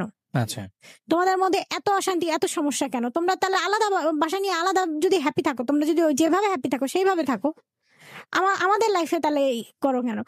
আমাদের হেল্প ছাড়া তোমরা চলতেও পারতেছো না। ন্যাচারালি কথাটা আসে। তখন বলতেছে, আপনার বেয়াদব মেয়ে জন্ম দিয়ে বড় বড় কথা বলতেছেন, এইভাবে বলতেছে, এবং বলতেছে আপনি আমার মা না। অ্যাট লাস্ট আমার বাবা ওটা আমার গালে 2টা থাপ্পড় দেয়, সবার সামনে আমার গালে 2টা থাপ্পড় দেয়। আমার মা সেটা নিতে পারে না, কারণ আমার গায়ে কখনো কেউ হাত তুলে আমার মা নিতে পারে না, কখনোই নিতে পারে না। বলে যে আমার মেয়ের তো দোষ নাই, এখানে দোষটা তো ছেলের। তো ন্যাচারালি বাবা তো মেয়েকে শাসন করবে, বাবা তার জামাইকে শাসন করতে পারে না। তো সেদিন ওই ওই পর্যায়ে থেকে গেল। থেকে সকাল মানে আম্মা অসুস্থ, খুব অসুস্থ, মানে আম্মার হার্ট বেড়ে গেল, হয়ে গেল, আম্মা সেন্সলেস হয়ে গেল, কারণ আমার গায়ে হাত তুললে আম্মা কখনোই ঠিক থাকে না। তো পরে যাই হোক, আম্মাকে আস্তে ধীরে আমরা সুস্থ করলাম, ওইখানে কথা স্টপ হয়ে গেল। এবং ওকে আমি বললাম, ওকে ওর ভাইয়ের সামনে আমি এই কথাটা বললাম যে তোমরা কি আসলে কি প্ল্যান করে আসছিলা যে আমার মাকে মারার জন্য? আমার কোনো সমস্যা থাকলে তুমি আমাকে বলো, তুমি কেন আমার মাকে এইভাবে হিট করলা? যাই হোক, পরে ওটা গেল। এরপরে পরের দিন আমি অফিসে চলে আসি, ও কাপড় চোপড় নিয়ে ব্যাগ ট্যাগ গুছাই নিয়ে চলে যায়। আমি অফিসের টাইমে আমার ছোট ভাই বলে যে ও তো ভাইয়া তো এরকম কাপড় চোপড় ব্যাগ ট্যাগ নিয়ে গেছে। তো আমি ফোন দিলাম, মানে ফোন পিক করে না বা আসবো না এরকম কিছু। পরে আমি তার স্যারকে, তার ওই কলিগের মাধ্যমে ফোন নিই, তার বসের ফোন নাম্বারটা নিয়ে তাকে বলি ঘটনা, যে এরকম এরকম ব্যাপার, বস কিছু একটু হেল্প করেন, আমি শুনেছি আপনি খুব হেল্পিং মাইন্ডের। তখন উনি বলে যে আচ্ছা ঠিক আছে আমি দেখতেছি। পরে উনি ওকে বোঝায় পাঠায় দেয়, কারণ তখনও সে জানে না যে আমি প্রেগনেন্ট, আচ্ছা, জানে না। তো চলে আসছে বাসায়। আসার পরে আমি বলতেছি যে ঠিক আছে, জাস্ট সেদিন রাত সুন্দর মতো মানে কথাবার্তা সুন্দর মতো বলে তো বলতেছে যে ঠিক আছে আমরা আলাদা বাসা নিবো। আমি বললাম ওকে ফাইন, আলাদা বাসা নিবো, ভালো কথা, আশেপাশে দেখে নাও, কারণ দেখো আমার মনে হচ্ছে সম্ভবত আমি এরকম কনসেপ্ট করেছি। তো যাই হোক, আরেকটা মাস গেলে আমি বেশি সিওরিটি তোমাকে দিতে পারবো। তো এই জন্য তুমি কি একটা মাস ওয়েট করতে পারবা যে আমরা আলাদা বাসা নেওয়ার আগে একটাবার মানে আমাদের বাসাটা কোথায় নেওয়া লাগবে বা কি করা লাগবে, কিভাবে কি করবো, সব মিলিয়ে তো একটা প্ল্যানের ব্যাপার আছে। তো যাই হোক, পরের মাসে আমি ডাক্তার দেখালাম, ডাক্তার শিওর দিল এবং ডাক্তার সাথে এটাও বললো যে তোমার পরিস্থিতি যা দেখতেছি শরীরের, তাতে তোমার একটু এক্ষেত্রে লাইফ রিস্ক হয়ে গেছে। আচ্ছা, আমার এবং বেবির দুজনের লাইফ রিস্ক হয়েছে। এখন বেবিকে যদি আমি নষ্ট করতে যাই সেই ক্ষেত্রেও লাইফ রিস্ক হবে, আমি বেবিকে যদি রাখতে যাই সেই ক্ষেত্রেও লাইফ রিস্ক হবে, কারণ আমার ব্লিডিং হচ্ছে। সো মানে আমাকে রেস্টে থাকতে হবে, বাট আমি বেড রেস্ট পাচ্ছি না, আমি তো মেন্টাল টর্চারে আছে, আমি বেড রেস্ট পাবো কিভাবে? এটা সে জানলো। এরপরে সে কি করলো, সে রাতে অন্য মেয়ের সাথে ফেসবুকে মেসেঞ্জারে চ্যাট করতেছে। সে লিখছে আমি সকালে তার মোবাইলটা, রাতে সে কি করছে যাই হোক আমি জানি না, সকালবেলা আমি মোবাইলটা চুরি করে নিছি। চুরি করে নিয়ে বাথরুমে ঢুকে দেখি এই সে আমার দরজা ধাক্কাছে এবং প্রায় ভেঙে ফেলার মতোই অবস্থা। আমি দৌড় দিয়ে মোবাইলটা নিয়ে আমি চলে গেছি আব্বার ঘরে, কারণ আমার কাছে এটা মানে আমি মানতে পারি নাই। সেই মেসেঞ্জারের মেসেজগুলো স্ক্রিনশট নিয়ে আমি আব্বার ট্যাবে দিয়ে দিই, কারণ আমার এটা ডকুমেন্ট, আমি তার ভাইকে দেখাবো যে এই জন্য সে বাসায় আসে না আর এই সব কাজ সে করে বেড়ায়। মেসেজে লেখা ছিল, মেয়েটাকে লিখছে আপনার দেখতে খুব কিউটি, আপনার না বলে অনেকবার আপনার পেজে ঢুকলাম, মানে লাস্টে লেখা যে লাভ মি, মানে এছাড়া এক্সট্রা তাদের অনেক কথা হয়েছে আছে আমার মেসেঞ্জে। যাই হোক, আমার কাছে মনে হলো আমি ওয়াইফ, পাশে প্রেগনেন্ট একজন ওয়াইফ, আমি তোমার পাশে শুয়ে আছি, তুমি এই ধরনের কথাবার্তা লিখতেছো, এটা কেমন কথা? আচ্ছা, তার মানে তুমি আমাকে ছেড়ে আরো একটা রিলেশনে জড়াতে চাচ্ছ এবং অ্যাট লাস্ট তুমি এই জন্যই তুমি বলো যে ডিভোর্স। সেই মেয়েটা যে তোমার কাছ থেকে প্রতারিত হবে না তার কি গ্যারান্টি দিবে? তো সো ন্যাচারালি আমি কি করলাম, ওই মেসেঞ্জারে আমি আবার লিখলাম যে এই ছেলেটা ম্যারিড, আমি তার ওয়াইফ, আমার ফেসবুকের নাম আইডি তাকে আমি মেসেজ করে দিয়ে দিলাম ওই ইয়াতে দিয়ে আমি সব পুরোটা স্ক্রিনশট নিয়ে আমি রেখে দিলাম। পরে মেয়েটাকে আমি নক করলাম, মেয়েটা আমাকে ব্লক করে দিল। মেয়েটা বললো যে ঠিক আছে, আমাকে ব্লক করে দিল। আরো একজনের সাথে সে এরকম করতেছিল, সেই মেয়েটা আবার আমার ইউনিভার্সিটির ছোট বোন। তো সে বললো যে আপু এই ছেলেটা তো আসলে এরকম, আমাকেও এরকম মেসেজ দিছে। তো যাই হোক, ওনাকে মেসেজ দিছে যে সেকেন্ড বিয়েটা মানুষ কিভাবে নেয় বা কেমন নেয়, মেয়েটার জন্য পাত্র দেখা হচ্ছিল। তো যাই হোক আপু ঠিক আছে, আমি আর ওনার সাথে কখনো চ্যাট করবো না, আমি ইয়া করে দিলাম, আমি ওনাকে ব্লক করে দিলাম। ওই মেয়েটার নাম ছিল আশামণি। আচ্ছা, এটা কি সামহাও আপনার হাজবেন্ড জানতো না, কি না জেনেই আসলে ওর সাথে জড়িয়েছিল? না জেনেই জড়িয়েছিল, জানতো না, পরে জানলো। পরে যাই হোক, এইগুলি নিয়ে আমাদের মধ্যে অশান্তি, দুজনের মধ্যে তুমুল ঝগড়া। এক পর্যায়ে যাই হোক ও চলে গেল অফিসেই থাকা শুরু করলো। এবং আমি যেহেতু প্রেগনেন্ট বা সব মিলে আমার সিচুয়েশন, আমি এতটা টর্চার নিতে পারতেছিলাম না মেন্টাল। তখন আমি তাকে নক করতেছি, সে বলে কি আমি বাসা নিয়েছি পান্থপথ, তুমি ওখান থেকে বসুন্ধরা, মানে আমার এই যমুনা ফিউচার পার্কে, এখানে অফিস করতে হবে, যেখানে আমার 5 মিনিটে জার্নি করা নিষিদ্ধ, সেখানে এখান থেকে এখানে আমি আমার ছেলেটাকে নিয়ে কিভাবে অফিস করবো? আমার ছেলেটার দেখার মতো কেউ নেই। সো তার মানে কি চিন্তা করলো, মেন্টাল একটা টর্চার, শারীরিক টর্চার। আমি তাকে অনেক বোঝালাম, তখন বললো যে তোমার বাবাকে নিয়ে আমার বাসায় আসবা। আসলে আমি বললাম আমি একা আসি, আমার ছেলেকে নিয়ে আসি, তোমার সমস্যা কোথায়? আমি তো সংসার করবো, আমার বাবা তো সংসার করবে না। না, তোমার বাবা মাকে নিয়ে, তোমার গার্ডিয়ান নিয়ে আসবা। তো গেল, যাই হোক আমার বাবা আমার সাথে গেল, যে বললো যে কি তোমাদের আসলে সমস্যা কি? বলে শোনেন, আমি অত কথা জানি না, আমি আপনার সাথে আর যাবো না, আপনার মেয়ে ওর সাথে আমার সংসার করতে ইচ্ছা না। এর মাঝে আমাকে ডিভোর্সের এত মেসেজ দিছে, আমি তোর কাছ থেকে মুক্তি চাই, তোকে ডিভোর্স দিব, এত মেসেজ দিছে ভাইয়া। মানে আমি প্রত্যেকটা দিন ওই মেসেজ গুলো দেখতাম আর চোখ দিয়ে পানি পড়তো শুধু, মানে নিজেকে কন্ট্রোল করতে পারতাম না যে কি হচ্ছে আমার সাথে, আমি কি চাইছি, কি হচ্ছে আমার লাইফ না হোক, আমার ছেলেটার তো একটা ভবিষ্যৎ আছে। তো যাই হোক, পরে ও ওইখানে বললো যে ঠিক আছে আমি আলাদা বাসা নিব, সেখানে ফার্নিচার কেনার জন্য 2 লাখ টাকা আপনি দিবেন। দেখেন, ফার্নিচার কেনার জন্য 2 লাখ টাকা দিবেন, আর এটা বলো, আর সমস্ত সংসার খরচ টোটালি আমি বেয়ার করব, বাসা ভাড়া থেকে শুরু করে বাসাতে যা লাগবে না লাগবে বা সবই আমি বেয়ার করব আমার। পরে ওখান থেকে সে বললো যে হ্যাঁ আমি তাহলে যে বাসা নিচ্ছি এটা ছেড়ে দিব, দিয়ে আমি ওর অফিসের পাশে বাসা নিব।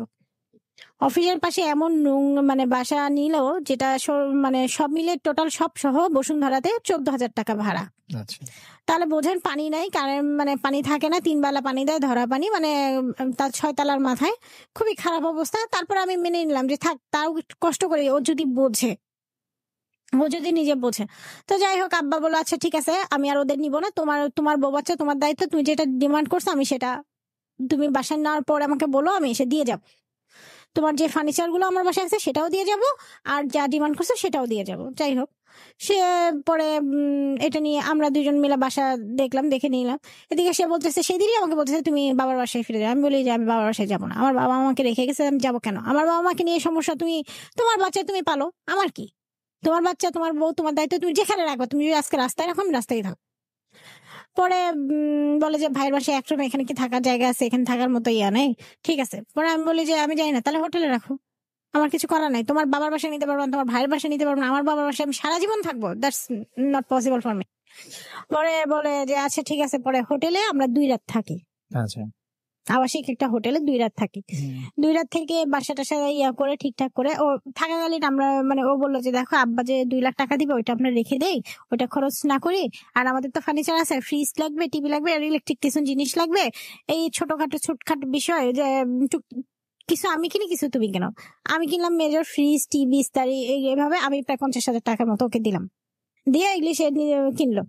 আর ও 10-12 হাজার টাকা খরচ করে যে আদার্স যে টুকিটাকি যা লাগে, সেই টুকিটাকি বলতে রান্নাঘরের কিছু জিনিসপত্র, এগুলি সে টুকটাক এগুলি সে কিনলো। এভাবে মানে কিনলো, আর ওই 2 লাখ টাকা সে নিয়ে রেখে দিল। ক্যাশ নিল, কিন্তু ক্যাশ দিয়ে সে রেখে দিল। বললো যে যখন তুমি তুমি তো বাসা কিনতে চাচ্ছ, তুমি জায়গা কিনতে চাচ্ছ, তখন তোমাকে আমি এটা দিয়ে দিব, এটা আমাকে বল। আমিও বুঝলাম যে ঠিক আছে, অসুবিধা কি, রেখে দিচ্ছে। বলে যে আমি এটা দেখি শেয়ার ব্যবসা করি, যদি বাড়ে। আমি ভাবলাম যে ঠিক আছে, ব্যবসা করতে চায় যে করুক, ও যদি বাড়ে। এখন আমার তো সিচুয়েশন ওর সাথে আমি এখন টক্কর নিয়ে পারতেছি না, আর আমি যেগুলি দিচ্ছি বা ও এরকম ভাবে কন্ডিশন দিচ্ছে, এর কোনো প্রুফও নাই। আমি এটা কি দিয়ে প্রুফ করবো? First thing. দেন বসুন্ধরায় যাওয়ার পরে ওখানে বাসা নিলাম, নেওয়ার পরে আমার শাশুড়ি থাকলো, আমার ছেলেকে তারা কেউ রাখতে পারে না। হয় আমাকে তাকে নিয়ে অফিসে যেতে হবে, নইলে আমার বাবার বাসায় এসে ওই বসুন্ধরা থেকে এসে রামপুরায় আমার বাচ্চাকে রেখে, আবার আমাকে সকাল 6টার সময় বাসে উঠতাম, উঠে বাচ্চাকে রেখে তারপরে আবার ব্যাক করতাম, 9টার সময় অফিসে যেতাম। এইভাবে করতে করতে তারপরে মাঝে মাঝে আমি নিজেও বাচ্চাকে নিয়েই অফিস করতাম, যেটাতে আমার অফিস থেকে একটা আসে, এলিগেশন আছে, এবং আমাকে শোকজ লেটার দেয় যে এভাবে বাচ্চা নিয়ে অফিস করা বা সব মিলায় যে ও এরকম আমাকে একটা শোকজ লেটার ধরাই দেয়। আমাকে আগে মুখে বলে যে তুমি এভাবে বাচ্চা নিয়ে অফিস করো না, এরকম উপরে কথা গেছে, এটা নিয়ে তুমি করে তোমাকে শোকজ করবে, স্যার নতুন এমডি স্যার আসছে, এরা এই বিষয়গুলো ভালো দেখতেছে না। তো যাই হোক, আমি ওকে বললাম। তো এর মাঝে সে আমার সাথে একটা চিট করলো। সে চিট করলো বলতে, একদিন সে বাসায় আসছে, অথচ সে বলতেছে আমি বাসায় আসবো না, আমি অফিসে থাকবো, তুমি তোমার বাবার বাসায় চলে যাও। আমার শাশুড়ি আর আমার বাচ্চা সেদিন ওই আমার বাবার বাসায় ছিল, কারণ আমার রেগুলার ওইখানে যে যাওয়া আসা করতে হচ্ছে আমার ছেলের জন্য। তো সে বলতেছে আসবে না। আমি কিভাবে ধরতে পারি তাকে? প্রথমত তার অফিস থেকে যে মেসেজ গুলো, তার কার্ডের মেসেজটা সবকিছু আমার মোবাইলে আসতো। এটা ওই হাউস নাম্বারে দেয়া ছিল, যার ফলে এই নাম ইয়েগুলো আসতো। তো 500 টাকা তুলেছে, সেটা আমার এখানে বসুন্ধরা লিখে আসছে। আমি ব্যাংকার, আমার কাছে মিথ্যা কথা বললে তো আমি বুঝে যাবো যে কোনটা সত্যি কোনটা মিথ্যা। যাই হোক, আমি বাসায় যেয়ে, আম্মার বাসায় যেয়ে আমি তাকে মেসেঞ্জারে ভিডিও কল দিচ্ছি, সে কল ধরে না, বলতেছে আমি বাসায় আসতেছি, এই 10টা বাজবে, তোমার আসার দরকার নাই, তুমি থাকো।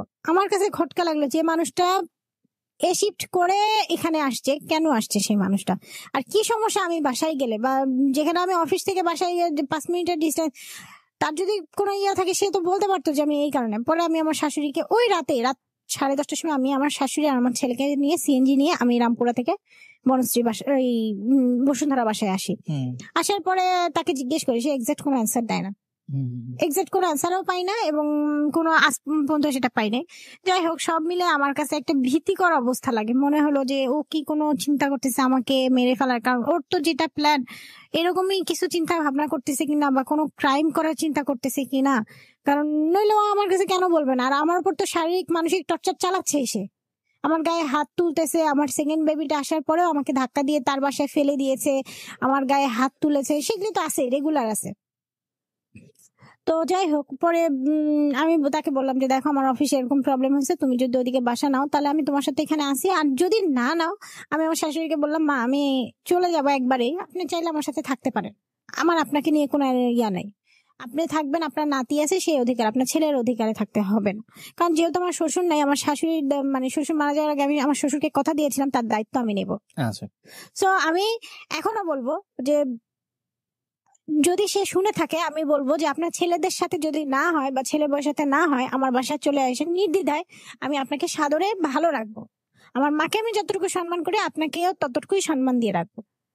ওকে যাই হোক, তো সব মিলে এগিয়ে গেল, যাওয়ার পরে তখন সে বাসা নিল, আমার শাশুড়ি অনেক বোঝাইলো, বোঝানোর পর সে বাসা নিল, নেওয়ার পর আমার বাসার পাশাপাশি একটা আরো কম ভাড়ায়, মানে 9,500 টাকা ভাড়া, কারেন্ট পানি সব মিলাই 10.5 মতো আসে, ওখানে বাসা নেওয়ার পরে সে সপ্তাহে একদিন করে বাসায় আসতে লাগলো, আসে না। তা আমার কথা হচ্ছে আমরা আলাদা হইলাম, বাসা নিলাম, তুমি বাসায়, আমার তো তোমার কাছে অনেক বেশি টাকার দরকার নেই, আমি তো এইটুকুতে হ্যাপি আছি, তো তুমি কেন এত, আমার ওভার টাইমের দরকার নেই, তোমার এখানে থাকারও দরকার নেই, কারণ আমি জানি ও এখানে থেকে কোনো না কোনো ক্রাইম, সে মেয়ে জড়িত হোক আর যে কোনো ইয়ে হোক, ও এগুলোই করতেছে, যার ফলে সে বউ বাচ্চার প্রতি কেয়ারলেস ভাব, মানে কোনো কেয়ারই নেই। আচ্ছা সো যাই হোক, এগুলি গেল, সব গেল, এভাবে মনে করেন এরপরে রমজানের মধ্যে সে আমাকে বলতেছে যে তোমার আমি একটা ল্যাপটপ কিনবো, তা আমি বলছি কেন, তোমার যদি টাকা থাকে, কারণ সামনে আমাদের সিজার আছে, অনেক টাকা খরচ লাগবে, মিনিমাম প্রায় 1 লাখ টাকা, তো সো তুমি সেইভাবে প্রিপারেশন রেখে, ফার্স্ট বার আমার বাবা দিছে, এবার কিন্তু দিবে না, আর আমি সংসারতে আছি, সংসার খরচ সব মিলাই আমার তেমন কিছু থাকতেছে না।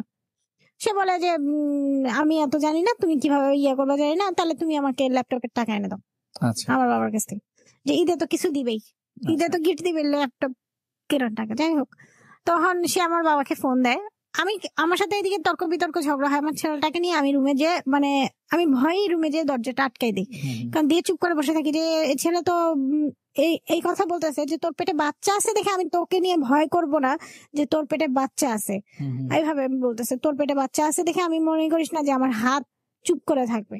আচ্ছা তো আমি আমার ছেলেটাকে নিয়ে, কারণ আমার ছেলেটা তো এগুলি দেখতে দেখতে সে আর আমার বাসায় আসতে চায় না, সে নানির কাছেই থাকবে, সে ওখানেই ভালো। তো যাই হোক, পরে আমি দরজা আটকে বসে থাকি, এরা এ কি করলো, আমার বাবাকে ফোন দিল, দিয়ে বললো যে আপনি আজকে ইফতারের সময় আসবেন, আপনার মেয়ের বিচার করে যাবেন। ইফতারের মানুষ দাওয়াত দেয়, সে মেয়ের বিচার করার দাওয়াত দিতেছে আচ্ছা একজন বাবার কাছে। তখন আমার বাবা আমাকে ফোন দিল, কি ব্যাপার, তা আমি বললাম যে বাবা এরা সবাই বলে, আমি জাকিরকে বলছি যে তোমাদের আলাদা করে দিছি, তারপরে কেন আমাদের ইন্টারফেয়ার করা হচ্ছে। তখন আমি বলতেছি বাবা এরা সবাই একই গোয়ালের গরু, এর ভাই যদি প্রথম থেকে প্রতিবাদটা করতো যে তুমি নিজে থেকে বিয়ে করে তুমি কেন এই মেয়েটাকে টর্চার করতেছো, আমি তো শ্বশুর বাড়ি থেকে কিছু নিয়ে নিই, তবে তুমি কেন এত টর্চার করতেছো, তাহলে কিন্তু এই ছেলেটা একটু হইলেও ভয় পায়। কিন্তু না, তার ফ্যামিলির কেউ বলতেছে না, তার মা না, তার বাবা না, তার ভাই না, তার কোনো আত্মীয় স্বজন কিছু বলতেছে না, সে যা করতেছে এভরিথিং রাইট, আর আমি যা করতেছি এভরিথিং রং। তো যাই হোক, কারণ আমি মেয়ে মানুষ, পৃথিবীতে সবচেয়ে বড় কথা, আর আমার যে জিনিসটা শুনতে তো কথায় কথায় আমার অতীত নিয়ে খোটা দিত, তোর আগে সংসারে হয়নি, তোর আমার সাথেও হবে না, আচ্ছা যে জিনিসটা মানে খুবই কষ্টদায়ক ছিল। আরে তোর মানে আমাকে এভাবে বলতো, তোর তো 100টা দিয়েও কাজ হবে না, তোর সাথে 100 জন আসলেও সংসার করতে পারবে না। ইভেন আমার বাবা আমাকে খারাপ ভাষায় গালাগালাজ, মানে অনেক গালিগালাজ দিত।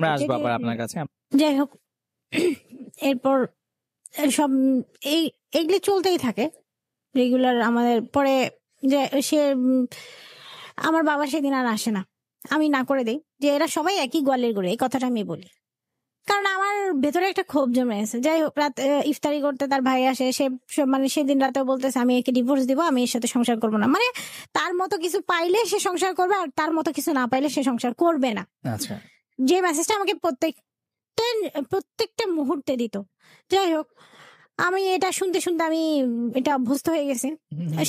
সে তার গ্রামে যে তার বাবা মার সাথে ঈদ করলো, মা ভাইয়ের সাথে, আর আমি ন্যাচারালি আমার ছেলেকে নিয়ে বাবার বাসায় ঈদ করলাম।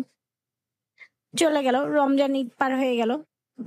এর মাঝে আব্বা তাকে দাওয়াত দিয়ে খাওয়ালো, ঈদের যে গিফট গুলো সেটা দিল। ঈদের গিফট বলতে আমি বলছি, আর আমাকে আমার বাবা বলছে যে কত টাকা লাগবে সেটা বলো। আমি বলছি টাকা না, তুমি গিফট দিবা, আমার শাশুড়িকে শাড়ি দিবা, আমার হাজবেন্ডকে পাঞ্জাবি পায়জামা, এক জোড়া জুতো কিনে দিবা, ব্যাস। তুমি ওদের টাকা দিবে না। ওদের টাকা পেতে পেতে অনেক বেশি হয়ে গেছে। ওদের বলতে আপনি কাদের বুঝিয়েছেন? আমার হাজবেন্ড। শুধু আপনার হাজবেন্ড দের বলছেন, মানে আপনি কি তার ফ্যামিলিকেও মেনশন করছেন এখানে? আমি এখানে ফ্যামিলিকে এই জন্য করছি যে তার ফ্যামিলি তাকে সাবধান করছে না। আচ্ছা, তার ফ্যামিলি তাকে সাবধান করছে না। তার ফ্যামিলি তাকে কেউ বলতেছে না যে তুমি অন্যায় করতেছো, বাচ্চা হয়ে গেছে তারপরে তুমি এইগুলি করতেছো, তার মানে তুমি অন্যায় করছো। তুমি দায়িত্ব নিতে পারতেছো না, আবার তুমি বড় বড় কথাও বলতেছো। মানে এটা আপনি বলছেন যে তার ফ্যামিলি তাকে সাবধান করছে না, কিন্তু আপনার সাথে তার যে এই রকমের সম্পর্ক, এতে কি কেউ তার ফ্যামিলির কোনো বেনিফিট হচ্ছে কিনা? হ্যাঁ, তার ফ্যামিলি তো অবশ্যই সেই টাকাগুলো নিয়ে সে কি করছে। যেখানে তার ভাইয়ের বিয়ের সময় দেওয়ার মতো সামর্থ্য ছিল না, সেই ভাইটা গাড়ি কিনলো কিভাবে? আচ্ছা, মানে এটা হচ্ছে আপনার প্রশ্ন। আচ্ছা, কিন্তু এইটাকে আপনার একবার মনে হয় না যে তার ফ্যামিলির প্রতিও তার একটা দায়বদ্ধতা আছে বা দায়িত্ব আছে? সেটা অবশ্যই আছে, এটা আমি বলি যে সেটা সে অবশ্যই করবে। সেটা তাহলে আমাদের প্রতি কি কোনো দায়বদ্ধতা নাই? সেটাও আছে, আমাদের প্রতি ফিল আপ করে দেন। সে মানে আমার কথা হচ্ছে ফিল আপ করতে হবে না, 50-50 করো। আচ্ছা, আমার কথা হচ্ছে 50-50 করো। তুমি তাদের জন্য 100% করতেছ আর আমার জন্য 1%ও করবে না, এটা তো হতে পারে না। ওকে, আমরা একটা বিষয় না অনেকেই আমাকে প্রশ্ন করছে, তার ভাবির সাথে তার যে কনভারসেশন এবং ওইটার আসলে পরিসমাপ্তি কি হয়, মানে ওই ব্যাপারটা কি আসে? ও বলে আমাকে যে তুমি শোনো, তুমি আমার অ্যাবসেন্সে বা যদি ভাবির সাথে কথা বলতে হয় আমার সামনে কথা বলবে, আমার অ্যাবসেন্সে কখনো ভাবির সাথে তুমি যোগাযোগ করবে না। আচ্ছা, এইখানের মেইন বিষয়টা আসলে কি ছিল? এখানে মেইন বিষয়টা ছিল কি, আসলে এরা মানে মানুষের শুধু শুধু বদনাম বলতো। এবং তার ভাবি আসলে সবাই তো নিজের সংসারটাকে আঁকড়াতে চায়, তার ভাবিও সেটাই চাইছে যে আমি যেভাবে হোক আমার সংসারটাকে আঁকড়াবো। এরা একটা ভালো মানুষকেও খারাপ বানাচ্ছে, খারাপ মানুষকেও ভালো বানাচ্ছে। এখন উনাকে এই পরিস্থিতিতে টিকতে যা করতে হইতেছে উনি তাই করতেছে। আচ্ছা, মানে প্রয়োজনে আমাকে অস্ত্র হিসেবে ব্যবহার করতে হলে অস্ত্র হিসেবে ব্যবহার করতেছে, প্রয়োজনে আমাকে ভালো হিসেবে ব্যবহার করতে হলে ভালো হিসেবে ব্যবহার করতেছে। যেমন সামনে আসবো, আমি ভাবির আরো কিছু কথায় আসবো যে ভালো কোনো মানুষের আছে, শুধু যে তার খারাপ আছে তাও না। যাই হোক, তারপরে এরপরে রমজান গেল। হ্যাঁ, রমজান গেল, কোরবানি। তখন আমার এমন সিরিয়াস অবস্থা, মানে ডাক্তার বলতেছে, দেখে বলতেছে মানে আমি মুভ করতে পারবো না, এবং ঈদের জানি আমি কোনো লাফালাফি ফালাফালি না করি, বা ঈদের জানি আমি কোনো প্রেশার না নেই, এটা ডাক্তার বলতেছে। পরের দিনই ও জানে না, কারণ ও ডাক্তারের কাছে যায়ও না আমাকে নিয়ে আসে, ও সময় পায় না। আমি বেশিরভাগ আমার বাবা আমাকে নিয়েই যাই। আপনার প্রথম যে ছেলেটা, তার সাথে তার বাবার সম্পর্কটা কেমন ছিল? আমার ছেলেটা খুব বাবা নেওটা, মানে বাবা তেমন সময় দিত না, কিন্তু বাবা যদি একটা কথা বলতো সেই কথাটা তার কাছে মনে হতো যে ওটা আমি একটা কথা 10 বার বলে শিখাইতে পারতাম না, বা আমার ফ্যামিলি 10 বার বলে না পারতো, কিন্তু ওর বাবা একবার বলে সেই কথাটা সে শিখে যায়। আচ্ছা, মানে তার বাবার প্রতি তার একটা টান ছিল অনেক বেশি। কিন্তু তার বাবা যেহেতু আপনার সাথে বারবার এই ধরনের ব্যবহার করছে, কিন্তু তার সন্তানের সাথে কি তার দায়িত্বটা কি? আপনি যেমনটা তার দুধের ব্যাপারে বলছিলেন যে তিনি আসলে এই ব্যাপারগুলো প্রথম দিকে পালন করতেন না। ও আসলে এই ব্যাপারগুলো আমি স্যালারি পেলে আগে আমি বাচ্চার খাবার কিনতাম। আচ্ছা, কিন্তু তার ক্ষেত্রে কি এরকম হতো না? তার মানে বাচ্চার ক্ষেত্রে সে মানে কোনোদিন একটা চিপস বলতে পারবে না যে আমি আজকে বাচ্চার জন্য চিপসের প্যাকেট একটা হাতে করে নিয়ে আসছি। আচ্ছা, ওকে, কিন্তু বাচ্চার প্রতি কি তিনি দায়িত্ব পালন করতেন? ভালোবাসাটা তো দেখাই তো, এখন ওইটা কৃত্রিম না আসল সেটা তো, কারণ এখনো তার প্রতি দায়িত্ব আমি তখন বুঝবো যখন সে বাচ্চাটা আমাদের কাছে কন্টিনিউয়াসলি করা শুরু করবে তখন। এখন তো আমি বুঝতে পারতেছি না যে এটা দায়িত্ব না। দায়িত্ব হলে তো একটা বাবা তো বাচ্চাকে ছেড়ে যেতে পারে না। হ্যাঁ, আমি খারাপ, আমি এই জন্য বলছি যে এটা পরে আসি আমরা নেক্সট। যাই হোক, তখন ডাক্তারের কাছে গেলাম, ডাক্তার এরকম বললো। পরের দিন সে আব্বার কাছ থেকে শুনলো ডাক্তার এটা বলছে, আমাকে বলতেছে যে যেহেতু আমরা সবাই ঢাকায় আছি, মাও ঢাকায় আসতেছে, আমি ভাইকে নিয়ে একসাথে ঈদ করতে চাই। এদিকে কাজের বুয়া চলে গেছে ঈদের সময়। আমি বলতেছি কথাটা আগে বলবা না? ঠিক আছে, আমি তারপর করি না, বলতেছি যে আমি এই অবস্থা, রান্না বান্নার সব কাজ কে করবে? বলে আমার মা করবে। অথচ আমার শাশুড়ি এত মানে বয়স্ক না, কিন্তু তারপরে সে করতে পারে না, সে করে না। তো আর ঈদের মধ্যে রান্না তো এতগুলো মানুষের রান্না তো কম না। যাই হোক, আমি আমার নিজের পকেটের টাকা দিয়েই আমি আমার বাবাকে দিলাম, বললাম বাবা একটু কষ্ট করে বাবা বাজার করে এনে দিল, সব বাজার করে এনে দিল। আম্মা সেইলি কাটাকুটা করে নিজে এবং বুয়াকে দিয়ে কাটাকুটা করে সব আমার বাসায় একদম মানে প্যাকেট করে দিয়ে আসলো। কারণ আমি না পারতেছি বসতে, না পারতেছি উঠতে, না পারতেছি চলতে। তারপরে আমি এইভাবেই মনে করেন, যেহেতু বুয়া নাই, তারপরে আমি এই 3 দিন তাদের সাথে টাইম মানে 3-4 দিন একসাথে থাকলাম, রান্না বাড়ি করলাম। আমার যা যথেষ্ট আমাকে হেল্প করলো রান্নাতে এবং কাটাকুটি সবকিছুতে।